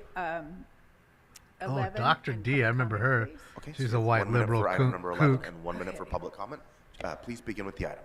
Okay, Yaroslavsky is here, but Park is not representing 11. And you know what? Park's name on 11 is a disgrace. I live in Park's district. I spent 5 days, 2 years ago, February, on Culver Boulevard when she evicted all of the people who were settled there in this same thing of it was supposed to be inside safe. Those people who have lived years, some of them, in the west area of LA, most were sent to South Central hotels, motels, and never got housing. Never got housing. Again, their property was destroyed and they never got housing. And it was St. Joseph Center who was hired by the city and hired by LAHSA to do that work that day, that week. And they were cruel to these people General and public horrible. comment? Public comment. Look at him dancing with his Today dog. I'm here representing LA Can. Is that his dog he's dancing with? Sweeps happen daily on no. Skid Row. He has Snoopy People's puppet. property is regularly destroyed and thrown away. LAHSA is nowhere to be found. CD14 with LAPD Central Division officers and sanitation Snoop. at Kevin De Leon's back and call target a predominantly black and houseless population. There are metal signs that supposedly say the schedule of when sweeps happen in Skid Row. City workers arrive at 6th and Town at 3:45 p.m., told people that they had 15 minutes to move, and after 10 minutes began destroying property, including the tents of 2 elderly women, one 75 years old. Speaker, your time has expired. Next speaker. Speaker, we don't care. Speaker, we need you to vacate the podium. There she goes. Speaker, this is your only formal warning. Please vacate the podium so we can move on to the next speaker. Emotional damage. Good morning, Speaker. Which items would you like to speak to? Good morning, honorable team. Points 11 and general comment, please. Okay, so Her TDS is off the chart, I bet. Please begin You with just that. Go see ahead. it. God bless and thank you. Happy Friday, ladies and gentlemen. 3, 2, 1. As per point 11 initially, my name is Julian Alexander Macara. In identifying general city purpose funds, utilizing another $70,000 to do exactly what this young lady was advising. My last presentation, I announced that we're allocating funds and doing the same protocols. Big city, we need to do it quick, that I understand, but look at the consequences. Now this far, and I haven't been here long, but $377,000 for Kevin De Leon's community development, there was no information. $200,000 from the general fund for LAPD services and 2 council districts. $70,000 for this, not including point 33 that I'd mentioned, and I don't remember how many thousands that was. That's very expensive. Kevin, cover your mouth if you're gonna yawn, please. So stating that, my general comment. Again, I work with children. I'm very focused. I have hyper focus. I've told you, Kevin, it's very inappropriate to laugh. General? Consciously in June, I made the decision to move forward with this effort full time. Via email and phone. Your staff all know me now. Poor kids. To repeat an email I sent to the mayor's office. I've been nearing a year following the city's protocol to receive a response regarding any one of the number of documents I have submitted. 2 Samuel 22:26. To the faithful, show yourself faithful. To those with integrity, show integrity. To those pure, show yourself pure. But to the crooked, show yourself shrewd. At this moment, this delay in receiving a yes or no from the city is causing hardships. Do I continue to have faith in you? Or do I see things for how they are? There are still vacancies for commissioner roles. If you're unwilling to work with me, Ms. Mary Karen Bass, and if this council is unwilling to work with me, I have a wonderful portfolio for an art director. Who needs Robin when you have Snoopy? Director commission. My prudence is prevalent. God bless each one of you, and/or respond, please. God bless. The wrath of God will strike you down. Don't be playing on him. Good morning. If you could please remind Let us me guess, you're from Cannes. under and the items you'd like to speak to. Michael Hayden, General Comment. So you have 1 minute. Go ahead. Thank you. I want to draw your attention to a dangerous proposed project in Lincoln Heights. A developer proposes a 62,000 square foot diesel trucking distribution center on an unremediated toxic brownfield in a residential neighborhood at Avenue 35 across the street from Hillside Elementary School. If built, we could see hundreds of 18-wheel diesel trucks driving for miles between the distribution center and the highway every day, entirely along residential streets, bringing health dangers of dramatically increased air pollution and pedestrian dangers. The trucking center would be directly adjacent to hundreds of apartments with no setback and with the truck entrance at the elementary school crosswalk. I really want to thank Councilmember Hernandez for hosting a town hall meeting last week to draw attention to this dangerous plan and for standing with the neighborhood to voice her opposition to this project. That's 3 and shrimp. Councilmember Hernandez. Adam? I want the full council and our elected representatives to be aware of this threat. There has been no project-specific environmental Oh, review you for mean this sitting project, down and in it the is in beige? complete I can't disagreement tell. with soon-to-be finalized zoning regulations for this neighborhood. I call on the city to explore every possible way to ensure Speaker, your that this time is has prevented. expired. Thank you. Hey, he's coming. Viewer discretion is advised. Viewer discretion is advised. Yep. Viewer discretion is advised. Good morning. You have 3 minutes for the items and 1 minute for general public comment. Please begin with the items first. Well, nobody called Mr. Batman's name today, so I'm going to speak on these items.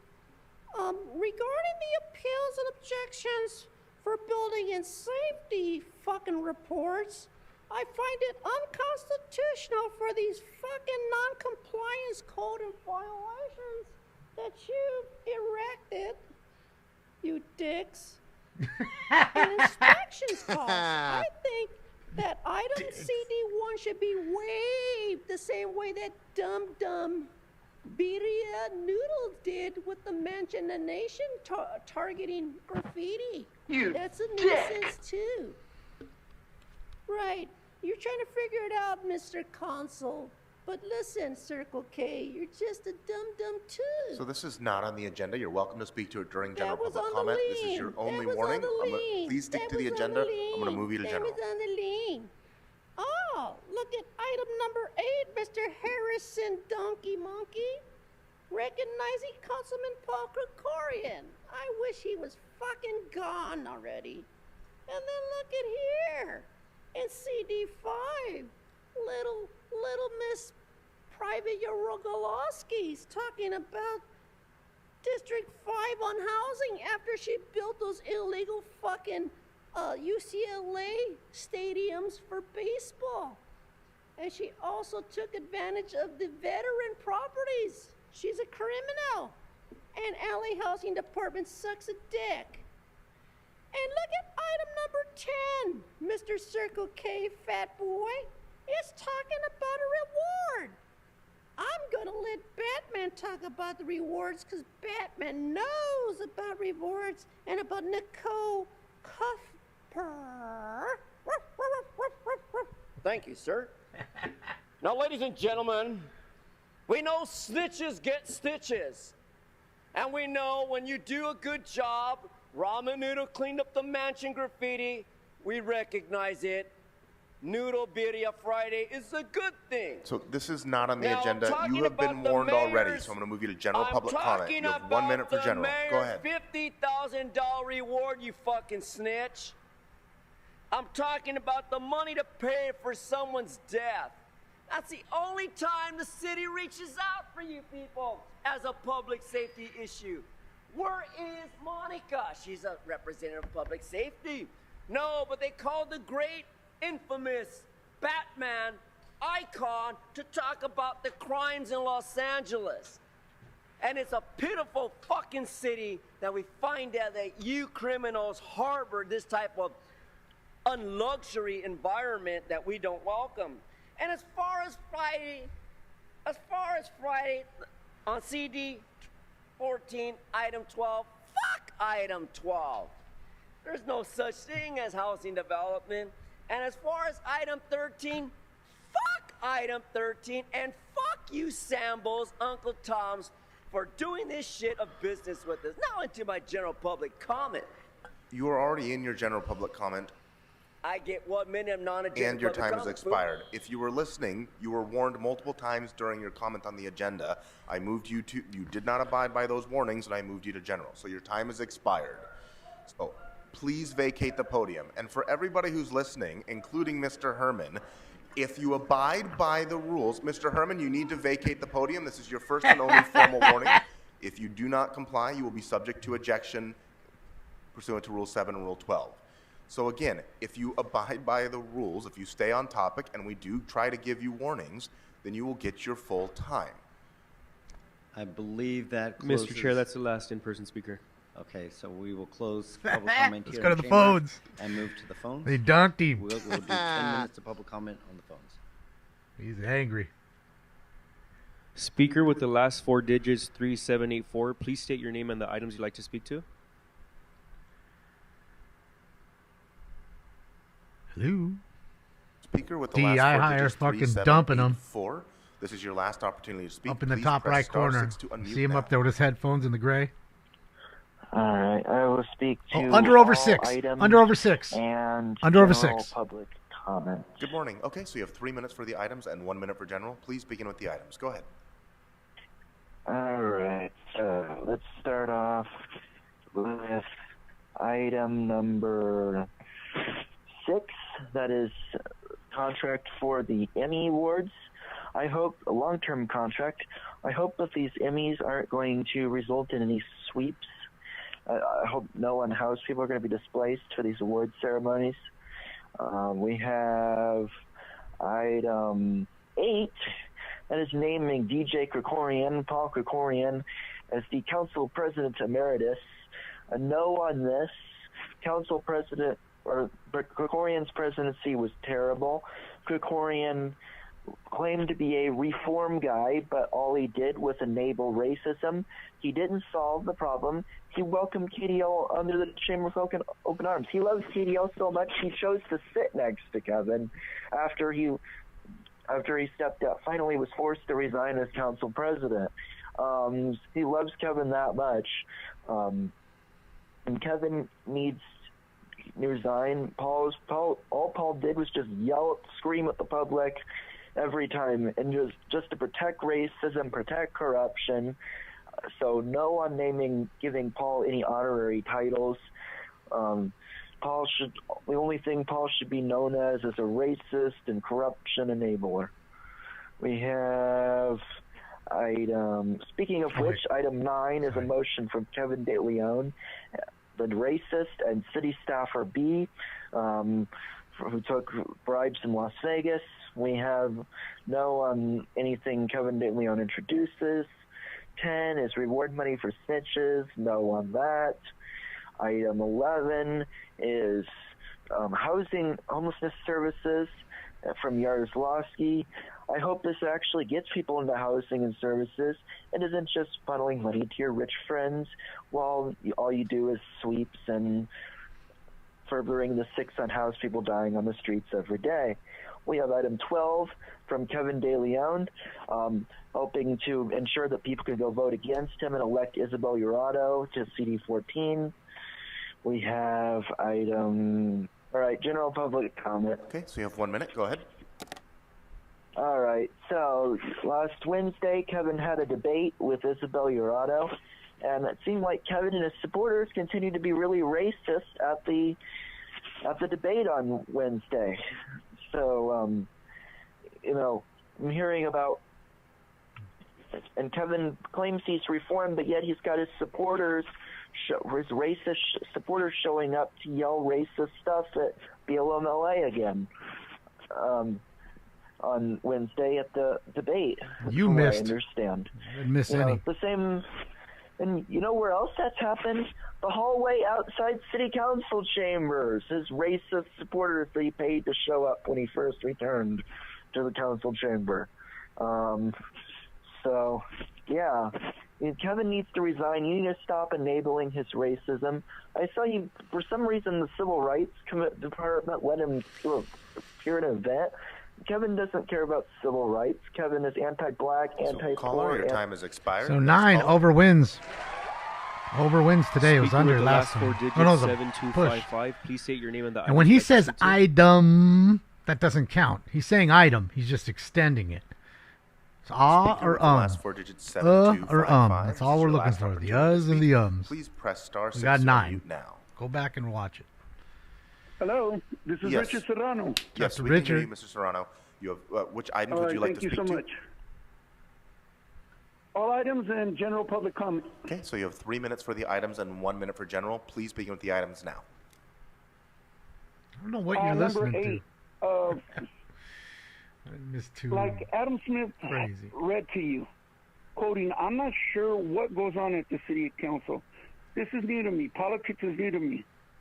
I'm not two-faced. I'm not sure how people just jump, how they got elected and who they're supposed to represent to doing whatever keeps them in power. Maybe that's something that I didn't study about politics. Everyone kept saying, Richard, it's not in your nature to be that kind of person. But there's a lot of good people in there Trump, that are Serrano. the same way as I am. Ms. Hutt, Ms. Hernandez, Hugo Martinez. So, caller, I'm not sure which item you're speaking to, but it does not appear to be related to item number 8. So please stick to the agenda. About number 8, the situation that Paul Krikorian elected took the. How are you guys giving them this acknowledgement? And like I told Ms. Hutt, I really do appreciate her, but I don't think the democratic process should have been taken away from the public. So how do you guys keep mentioning him like he did something great? He said the horseshoe's there for a reason, so you can listen to the public. But yeah, I don't even know if you had quorum there. You got like 4 people in the chamber and all empty chairs. True. You ain't lying. So who do you listen to? Yourselves? Your constituents on the phone? I'm not sure what you guys are doing, but you're wasting the city's time by not listening to the public. You're supposed to listen to the public. Please stick to That's the the agenda. whole You've point of also this. exhausted your 1 minute on item number 8. Okay, let's go number 11. For the homeless sheltering situation, that's a great thing. Is it for only 30 days at a stay? So you get rid of everyone's properties, and I don't need them out on the sidewalks and everything else. The 2 things they should have is food and shelter. Everyone, there's no one in this world that should be hungry or homeless. yeah, we have to find that place. And where it is, I'm not sure. We can work together, but, you know, just be transparent. It's not easy. Your guys' job is hard. But as long as you're transparent and doing in good faith, I'm sure the community will back you up. And if you listen, you might get some good suggestions from the people. It just takes a matter of being transparent. Don't lie to the people and tell you got 61,000 people off the street, and it's only for 30 days at a stay. Say the whole story. That way the people can trust in you. Yep.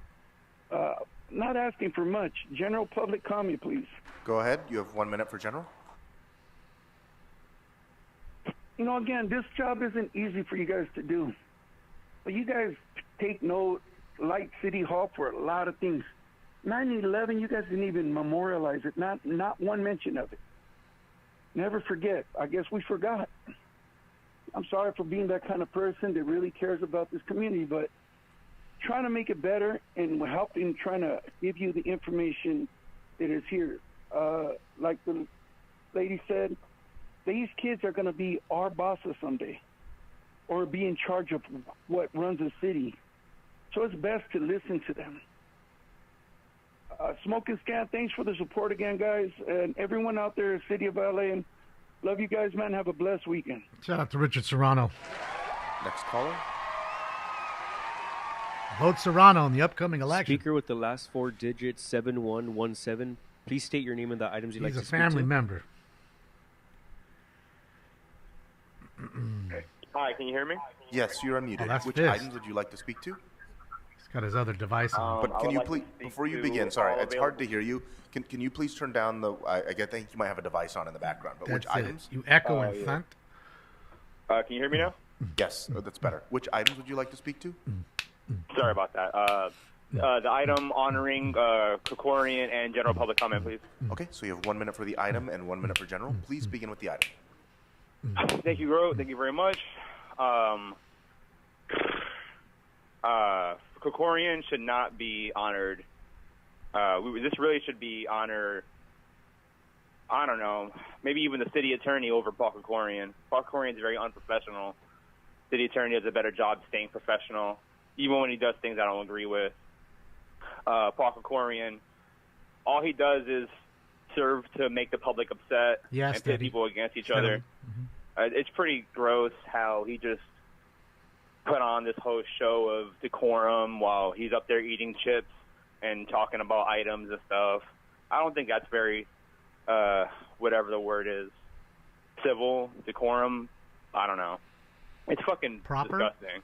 You know, we're out here starving and dying, and he's up there just snacking, eating his little yogurts and parfaits. That we paid for. We're over here like, you know, some of us can't even afford to go down to City Hall and General get a public bag comment? of chips. Or, okay, thank you. Tomorrow is the Congress of Neighborhoods. If you haven't registered, try to if you can. If not, just drop in. Everyone's going to be there, a lot of people, and there's a big wave of dissent and revolution coming from the neighborhood councils. There's a big attitude of they're tired of the bullshit and it's time to do something about it. So come down there and make noise. If you come down there, you meet me there. LA Valley Gun Club at gmail.com, LA Valley GC at gmail.com, and you get free membership to the Gun Club for life. So come down there and we'll make some noise, you know. If you don't use it, you lose it, and that applies to the First and Second Amendment. Oh, City Attorney, I didn't like when you made those comments about Herman the other day. That wasn't cool. You shouldn't talk like that about a person that speaks in the public, like saying that one person's comment takes away from the others, because that's not really up to you to say that. You know, we don't pay you to do that, so please don't do that again. Caller, your time has expired. Next caller. LA Valley Gun Club.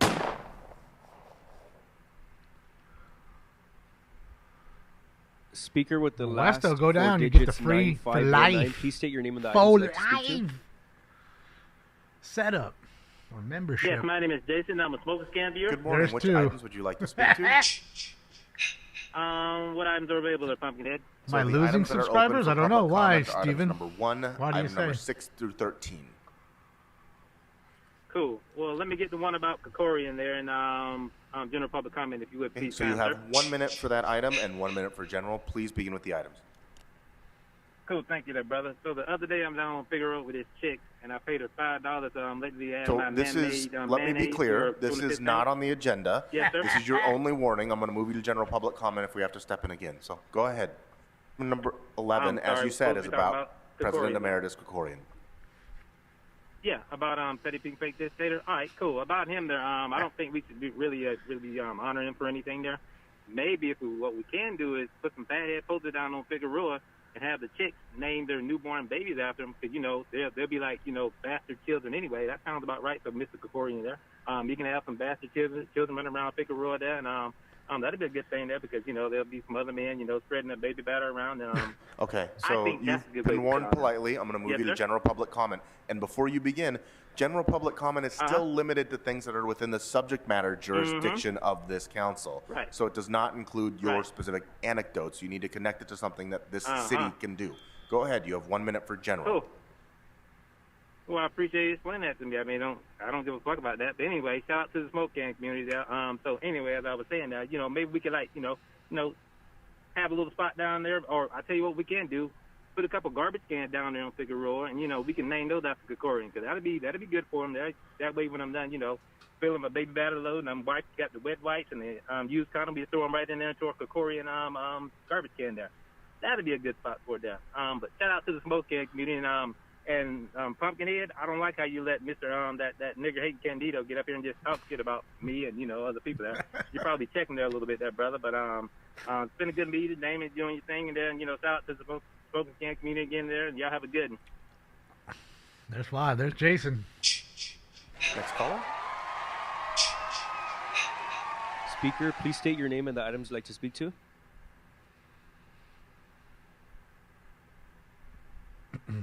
Yes. Caller. Yes, my name is Jason. I'm a smoke can So, community. caller, before you hang up on him, really quick, caller, you've done this multiple Yes. times, almost every day. This is your first and only formal warning. If you call in again, it will be an additional disruption of this meeting, and you will be subject to not only removal but also probation under the council rules. Well, so we don't want please that. do not Probation? call in again and disrupt this meeting. Next caller. Probation. Double secret. Speaker with the last 4 digits, 1881. Please state your Jason, name you and the finna items be you'd like to on speak to. promo. I'm gonna put an ankle monitor on you, Jason. Yes, good morning. Thank you for taking my call. Oh, there's Candido. All items and public comments. Just in So you have time for 3 the minutes great for the items pander. and 1 minute for general. Please begin with the items. Yes, item 8, honoring Mr. Krikorian. I don't know, but all I know is he was a good president. And whatever Nah, I think you're tripping, people, Steve. Criticize Probably him somebody about, else. they have that choice. But to all the workers, all the staff who worked with him to improve that district, I Gold, want to thank Taiji. you, because like Miss Brown, Gold. the lady that was honored today, a city worker who dedicated her life, who honored us with her presence and her hard work. So, Yeah, Mr. there Candido, are you're no- welcome to speak to this during general, Pandering. but please Right stick off to the the items jump, today. son. Sir, I am talking about honoring Mr. Krikorian and talking about the people who support him in getting his district where it is today.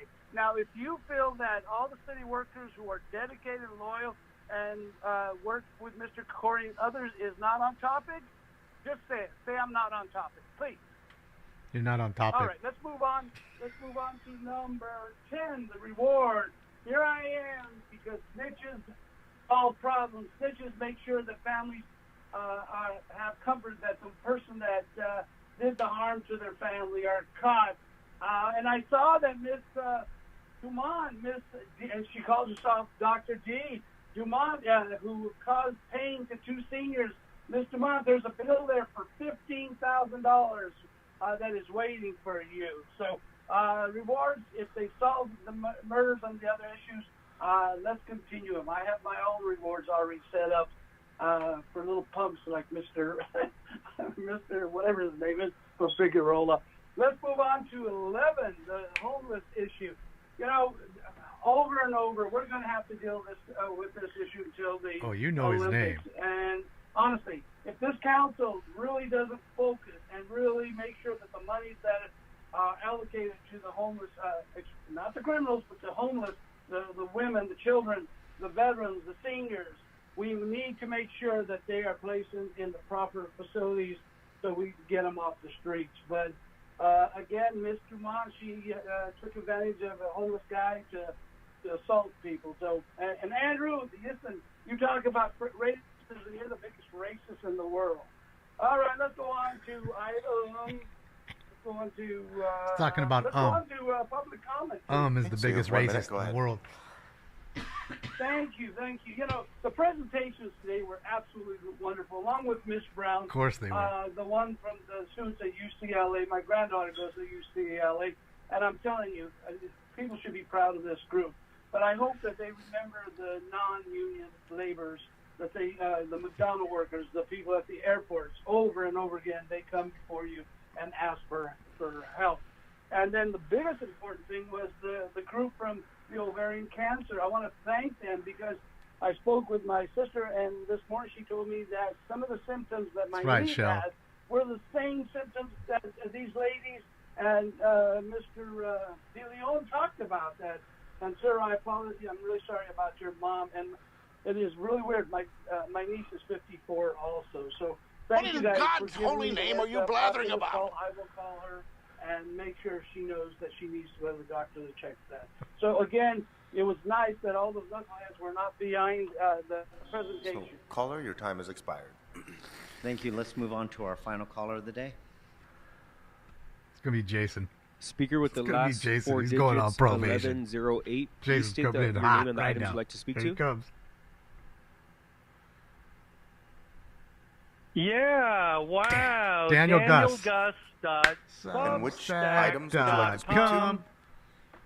All items and general public comments. Get him, Daniel. For the Get items him. and 1 minute for general. Please begin with the items. Go ahead. Okay, I'm starting my clock. Screw me like Tanya Isagiri did the other day. Item 10, City Council. What the fuck is going on with item 10 today? You're reissuing a reward for an unsolved murder from 2022? Do any city employees in City Hall know that the perp was arrested in January of 2022? He was convicted of murder 2 weeks before Katie Yaroslavsky made this motion and John Lee seconded it. What the fuck is going on? It's not an unsolved murder. You got the perp for 2.5 years, and he's on his way to prison. That's why this city is so fucked up. Gotta love it. You're reissuing a murder reward for a guy who's already been arrested and convicted. If anybody at the Times was So you've looking exhausted at your this, time on this item. Please move on to another item. Gotta love him. yeah, I'm going to come back to that when I get to general. And you'll see that story and others on danielgus.substack.com. Item number 8. Hey, President Emeritus, why didn't you put this on Wednesday's agenda when you decided to take a leak on public property to name after Krikorian? Because you're squandering enough time then, you're squandering more time now, and you're limiting the public and censoring the public while you literally are forgetting about all this crap that's going on. What the hell's going on? Where's your priorities? And who gives a fuck that he's fucking President Emeritus? Let him call himself that. You're taking staff time and giving this guy who's never held a job in the public sector for the past 20 years? My God, what are you doing to this city? Item number 6. Hey, you know what? Why are you subsidizing? Why are you waiving the fees for the and how much are the fees? Why are you waiving the fees when you're in such debt for these big entities that can afford to pay the fees? Meanwhile, you're ripping off the poor people, and you're doing all this crap.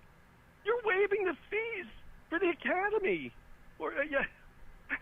Everything's backwards here. Why are you waiving fees, Mr. Price? And by the way, why is Mr. Price doing any of this stuff? Why is Mr. Price handling this? He's under a 10-count indictment, for Christ's sake.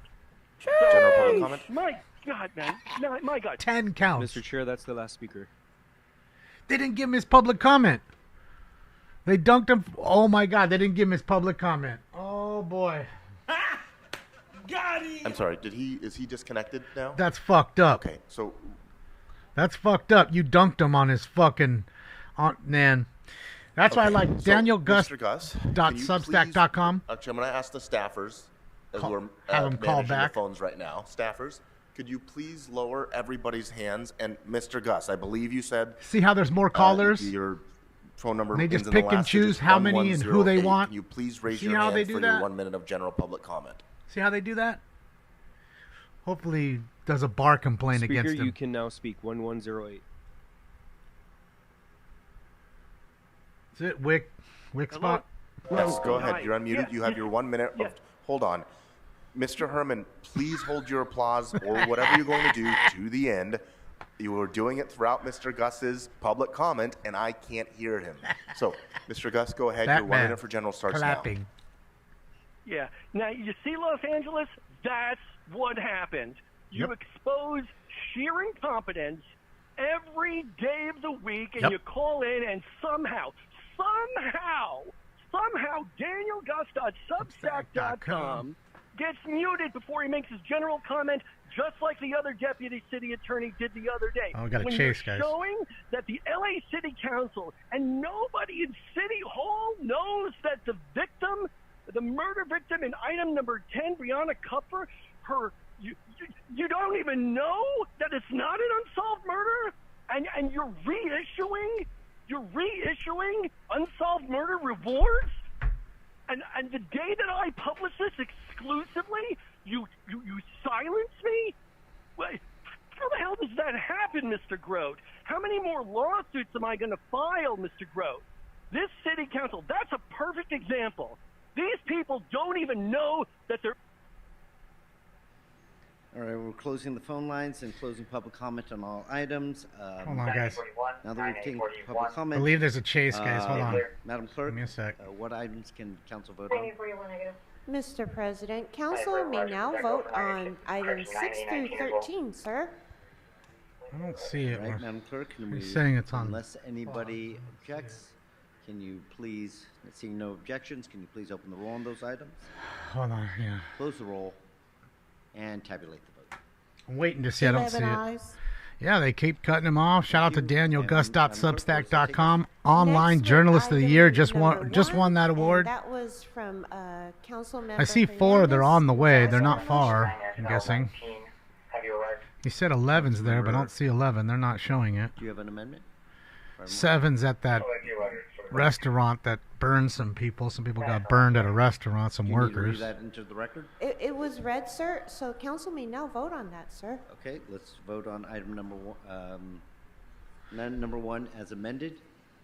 Open the roll. Close the roll. Look how hazy it and is, tabulate guys. the vote. Look at how fucking hazy. 11 ayes. 54th and Hoove.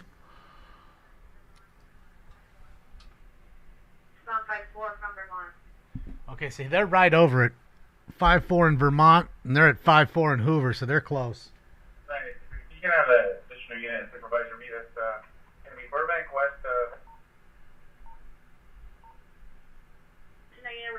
On westbound 9039 863, 9039 863, 3923 Burbank West of Ethel. I think it just ended, guys. I think sounded like it just ended. Because snow, left tire approaching Normandy from 5-4. Oh, they're still moving. It's still rolling. Approaching Normandy from 5-4. They're at Normandy, so you need to go fucking west. 9SL If that's Hoover. 9SL 23, code 1. Now northbound Normandy from 5-4, plural.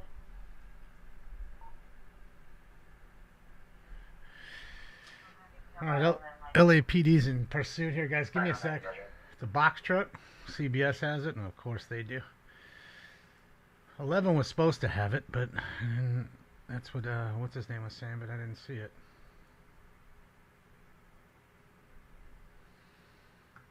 They spiked him? Great. Well, you missed that, huh? All right, let me do the titles too. Guys, give me a sec. Harbor Unit Battery Correction, Domestic Violence 1018 East 7. Code to send 244-83859. Fresnel tire on the front side, on the north side. Normandy has only one driver. Nope, we're right over it. You can see the bird right there to the right. 51st. Come on. There he is. Is that him? No, is that a van? Yeah, it's a van. It's not a box truck. Oh, no, it is a big box truck. Hold on, I got it now. Hold on. Got it now. Oh, that thing's big. Let's get it. Let's get it, ladies and gentlemen. All right, let me update the title one more time to make sure. There we go. Live police chase, guys.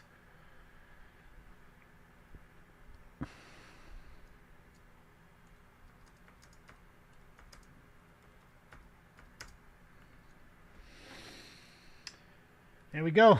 All right. We're in South LA, guys. It's going to be a little tough for them trying to get in and out of the what you call it. This is the flight path for LAX, so it's a little difficult for them to get in and out. So here we go. I think Stu's up there. Well, I don't know. Stu already might be off by now. I know he works the morning shift. No, he should still be in there. I bet he's in there. Shout out to Stu Mundell. The ledge. There's the bird over top. Yeah, I want to say this one's ahead. So let's go ahead and look at this one just for now. I think the other one's behind. Yeah. So let's stay with this one. He did spike. You can see his tire is completely off and that front driver's side is gone. And I mean completely gone. Come on. Of course they go up. They were just showing the thing. Come on. Oh, they're both off now. Oh, boy. Sheesh. They're both off.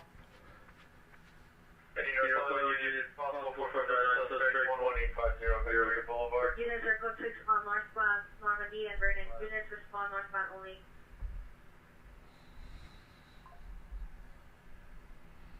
To block the southbound traffic on Normandy. For 2.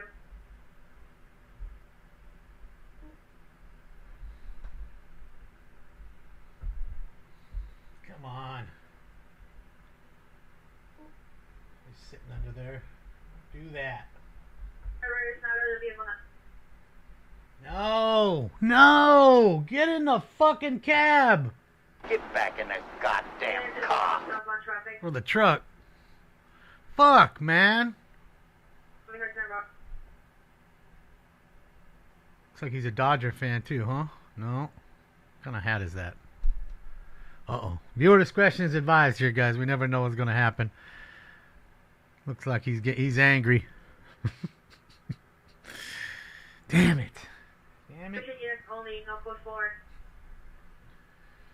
See, they're just showing him just barely getting out now. See what I mean? See the difference in delay? All right, let's go back to this one. Difference in delay. I want to hear nothing about nothing.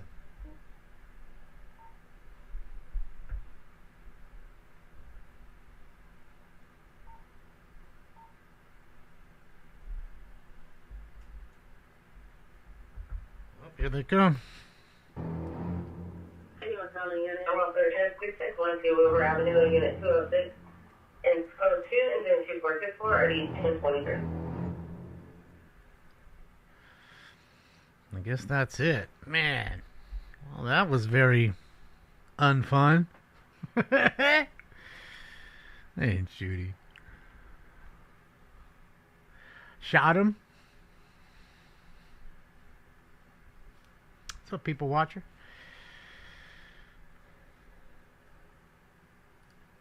See the difference in delay? You already saw that happen. So, big difference. I'm feeling okay. How are you? It's Friday. Got us a decent LA City Council meeting. Got us, I guess I could call it a chase for like a minute. Armed robbery suspect? Oh boy. Oh boy. Damn, look at all the vans. Look at all the VWs. Those are cool, man. Big time money for those things, dude. Over $100,000 for a 21 windows. I think like 100,000 plus, 120,000 bucks for one of those completely done that are the 21 windows.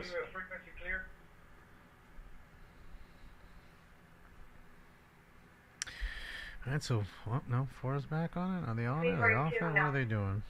Yeah, they're back on it.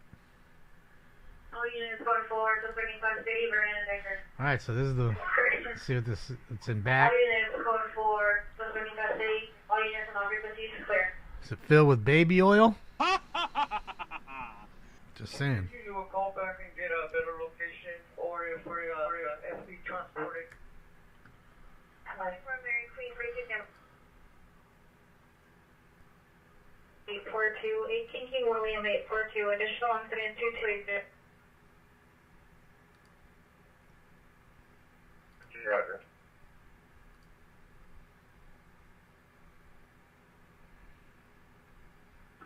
We were filling you a neighbor dispute 242 involved, 1030 South Worcester, code 2 incident 2472, RD 849. Yeah, another sus and cuss. Migrants in the back? Could be.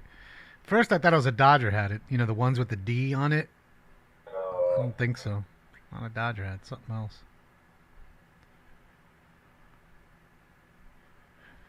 Putting all his shit in the evidence bag. 'Cause he can't take none of that with him. All this caca. Yeah, it would have been a good chase, but guess they figured after he fucking got the spike done on him that he wasn't gonna go too far after that.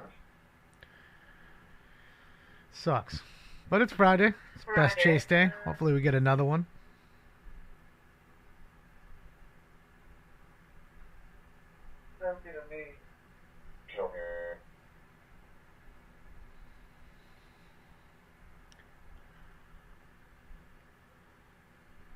What is the age Diamondback of the hat? subject? Are they Oh, male it's and female? D-bags? Common breeding? He's from Arizona. Okay, okay. He's a D-bag fan, huh? Okay, okay. He's pissed that we jumped in the pool still. Came over here, started some mess. Anyway, if I get it, possible ambulance overdose, 6 in Alvarado, good to incident 2477, RD 245.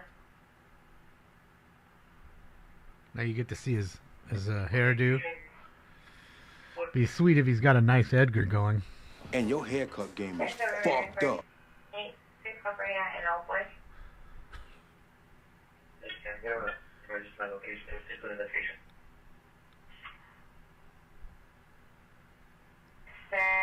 Yeah, it's an armed robbery suspect. That's all I know. And he was evading capture here.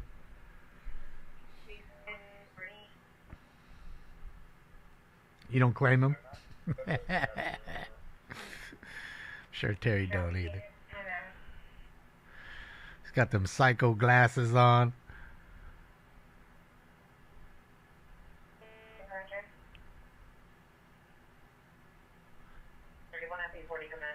Dressed all in black. Well, I don't know. It's kind of cold today, too, so I guess it'd be all right to have that kind of a attire on. It was like in the 60s this morning, 50s, 60s, so it's a little chilly. Little chilly this morning. Finally starting to get a little fall temp, at least in the morning and night. Still in the 80s and 90s during the day. 91, 1120 West 6th Street in front of the Starbucks.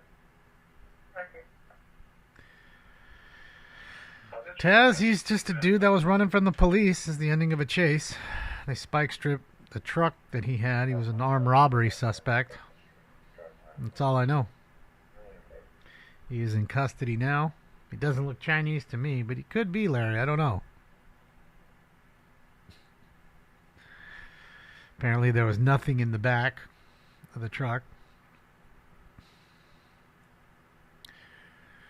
And nobody was saying that the truck was stolen. I didn't hear it on the radio or from the news, so I don't know. Probably get a $50 fine. Sure. He'll be out before these two guys are done with their paperwork. Take them longer to book him than it will for him to get out. No cash bail. I mean, it is a felony charge, though. That's the difference. I mean, at least just the felony evading charge from running for running from the cops. Now, again, if he's connected to the robberies, an armed robbery, again, another felony, it's a violent felony, you shouldn't be getting out even here. But I can't guarantee anything. Where's Pepe going? Where's Pepe at? Pepe's going to get over here and tow that sucker quick. We'll see Mr. Spindler come out, talk to Pepe as Pepe's hooking it all up. Wonder where Mr. Spindler was today. Stolen car?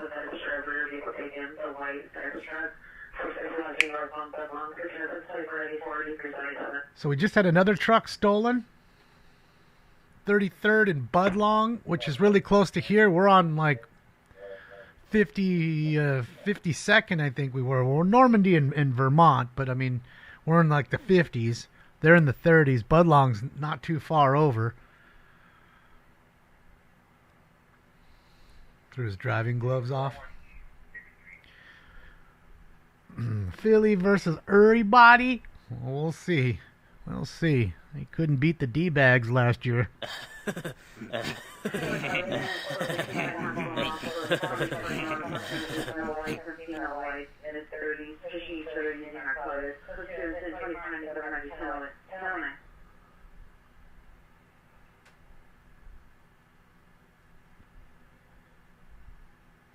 Neighborhood councils are your voice. Sorry. Shout out to Johnny G. Johnny G, and the item is general public Neighborhood comment. council. You have 1 minute for general public comment. Good morning, City Council.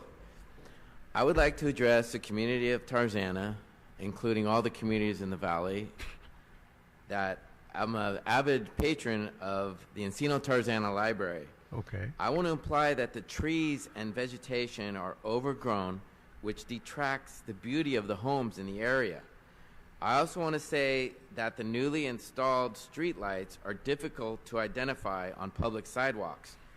It would be tragic if anyone like myself, child or elderly person, would bump into one.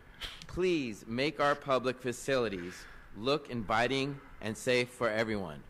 I just want to say that we're doing our best we can as a seasoned councilman of Van Nuys, myself, and my colleague Candido Merez are doing our best to keep Van Nuys clean, and we're doing our best to keep this whole valley clean. So please, council members of the San Fernando Valley, let's keep our city safe and clean. So if you're wondering why the Van Nuys is such a toilet, thanks to Candido and this man who can't even figure out what a fucking light looks like. And it would be tragic if you even just bumped into this light that he can't seem to figure out what it is, instead of just bumping in, just bumps right into it. That's why you know it looks like such a toilet over there, because of those two. Thank you, guys. Fantastic job. Thank you. Look, they partying. Helene out there. Bro, her each one of her titties are the size of my head. Each one. Like, all I see is my head on each side. Holy shit. Sheesh. Oh boy. All right, guys. I guess we're done for now. I mean, we'll be back tonight, 8 p.m. Pacific Standard Time, for our normal Friday night fun. It'll be fun tonight. It's Friday. It's decently warm. Right? It's nice and hazy. Look at that. Look at the haze. Look at that. Look at all that shit. Can't even see 25 blocks. I don't know. Maybe 50 blocks out, and that's about it. About to see a 50 block out. But yeah, man, thank you guys. I appreciate you. Yeah, some Virginia Tech Hokie fans out there in Fort Lauderdale. Gonna go watch their game mañana, I'm assuming, tomorrow morning. College football. Shout out to those Dodgers for winning the 11th division title in 12 seasons. 11 in 12 seasons. Everyone tells me Dodgers are such shit. Well, what does that make your team if we won 11 of the last 12? Granted, it means nothing. Granted, it's just a trivial thing to win the division. But what does that say? Regardless of you getting bounced in the first round, whatever may happen. If we're that bad, why do we win the division every year? So, boy, look at that. Holy shit. Can you imagine being in a helicopter? Like, you can't even see much until you're on top of it. It's that hazy. Shout out to A-Watch. A-Watch up there flying. Probably them just went by right there. It's time for Dodger baseball tonight. It is, I think, 7:10 start. Or no, maybe a little earlier. It's in Colorado. So they do play at Coors Field.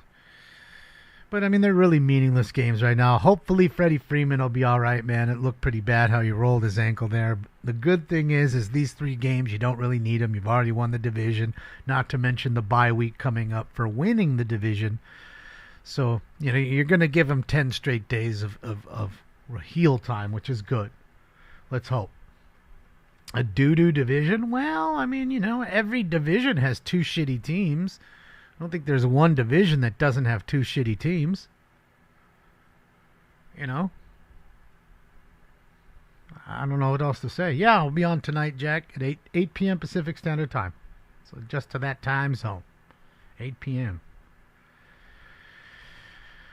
Yeah, Randy, I mean, the Dodgers put a lot of money into it. And, you guys, I'm always telling you guys about what kind of a cash cow Ohtani is. They're legitimately selling dirt. The dirt that he was standing in the batter box when he hit went 55 or 55 or whatever he's done. They're legitimately selling the dirt, and people are buying it. Now, I ask you, how many other players have you heard about that? McGuire, Bonds, they all went on the Sammy Sosa. They were all on that tear to 70, right? 72, I think, was Bonds' final total. Everybody was watching. You'd watch a baseball game, and they'd stop that game and go to the coverage of his at-bat and then go back to the game that you were normally watching. But you didn't see anybody selling dirt. And that's what I mean. That's what's different about this dude. Okay? He's well-loved, and and the good part about him, and I think the reason is because he's not a me, rah-rah guy. He's not that dude. He's all about winning. He's not selfish. He's humble. He's pretty quiet.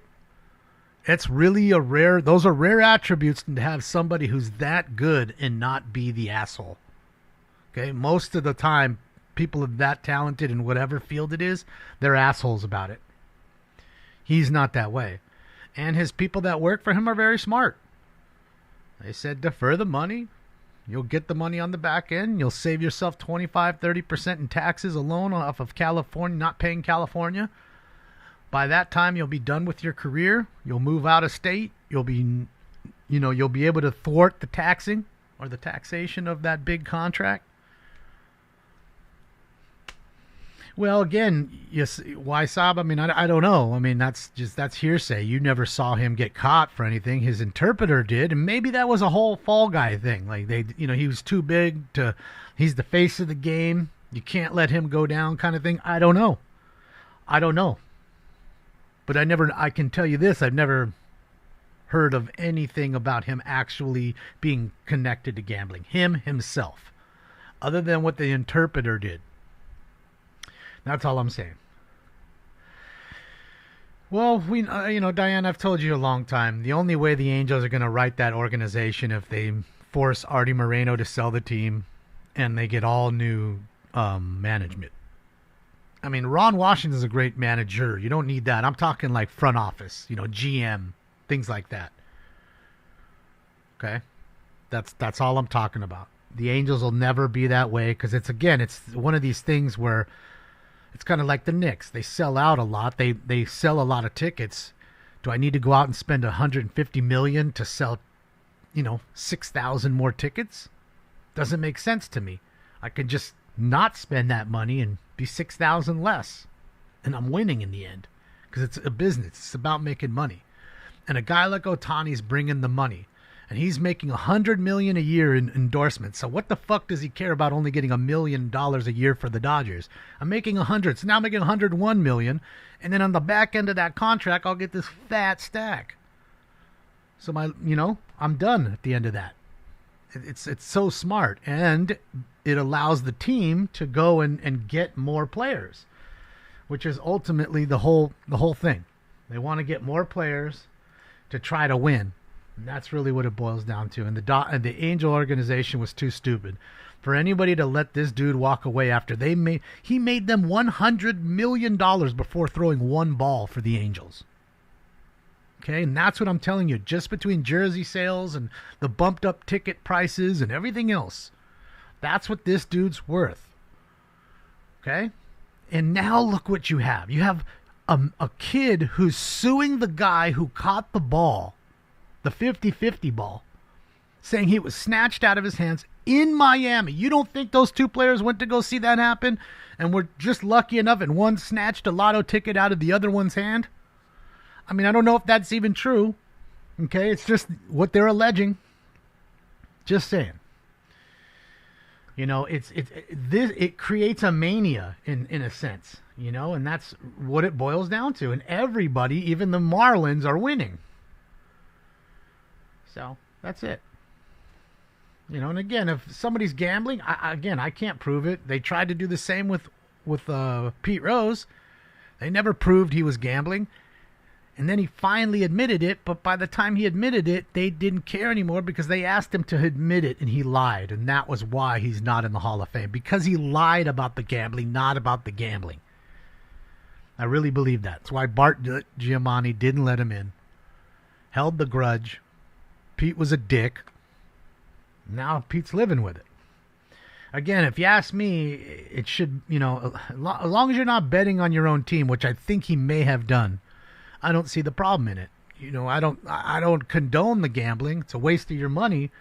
But who am I to tell you how to spend your money? If you want to take it and put it out into the fucking, into the, incinerator and incinerate it, or take it to the fireplace and dump it in there and burn it, who am I to tell you no? I don't want you to do it. I don't think you should do it, but who am I to tell you what to do with your hard-earned money? It's just dumb.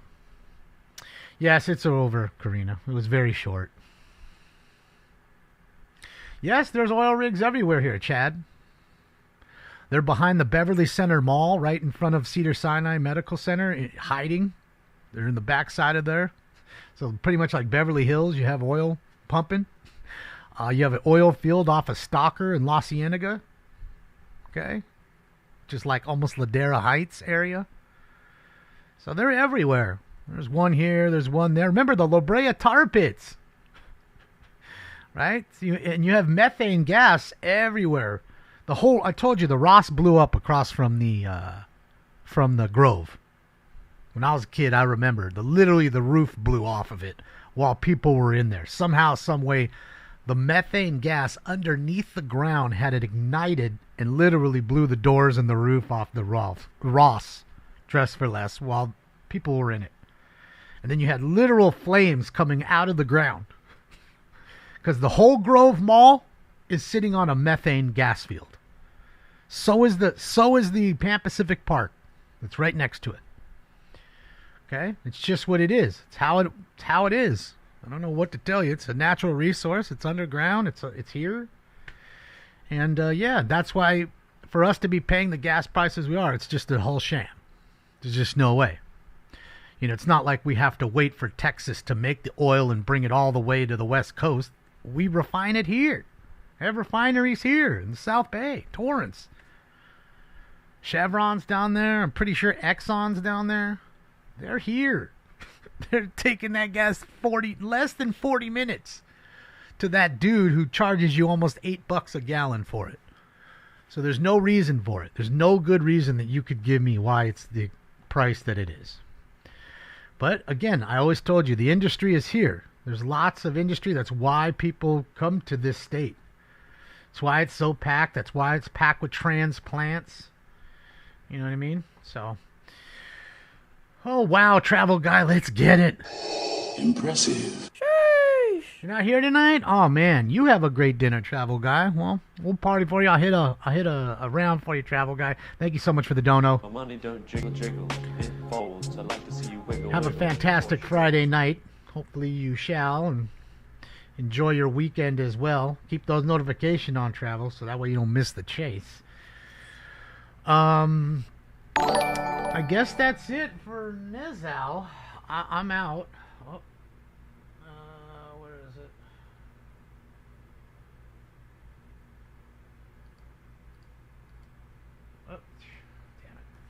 Thank you, travel guy. I appreciate you again. Thank you, thank you, thank you. That was a big, big, big no. I appreciate you. Yeah. It is what it is. Life's packed, just like my city here, as you can see. Quite densely populated. Nowhere to fucking, to build anymore. You build up. That's all you can do. Build an existing property on top of the property you already have. That's all you can do here. Because as you can see, everything is built. Everywhere you go, almost every block within the county of Los Angeles. All right, fantastic people. Thank you so much for the likes, the love, the thumbs ups, the donos. They are awesome. I appreciate them. The thumbs ups really work and they're free. I will see you guys at 8 p.m. Pacific Standard Time tonight, so please adjust to those time zones. If you can't, I understand. Have a fantastic weekend. Be safe out there and get back to us safely on the next show. Keep the notos on because we may get us another chase. It is Friday. Behalf of Stink Bomb over there who ain't doing anything. Oh, I forgot. His camera was off. Old Stink Bomb over there who ain't doing nothing but just, looking purty. There he is over there looking purty. Look at him. Yeah. Looking purty. We're out of here. I'll see you guys.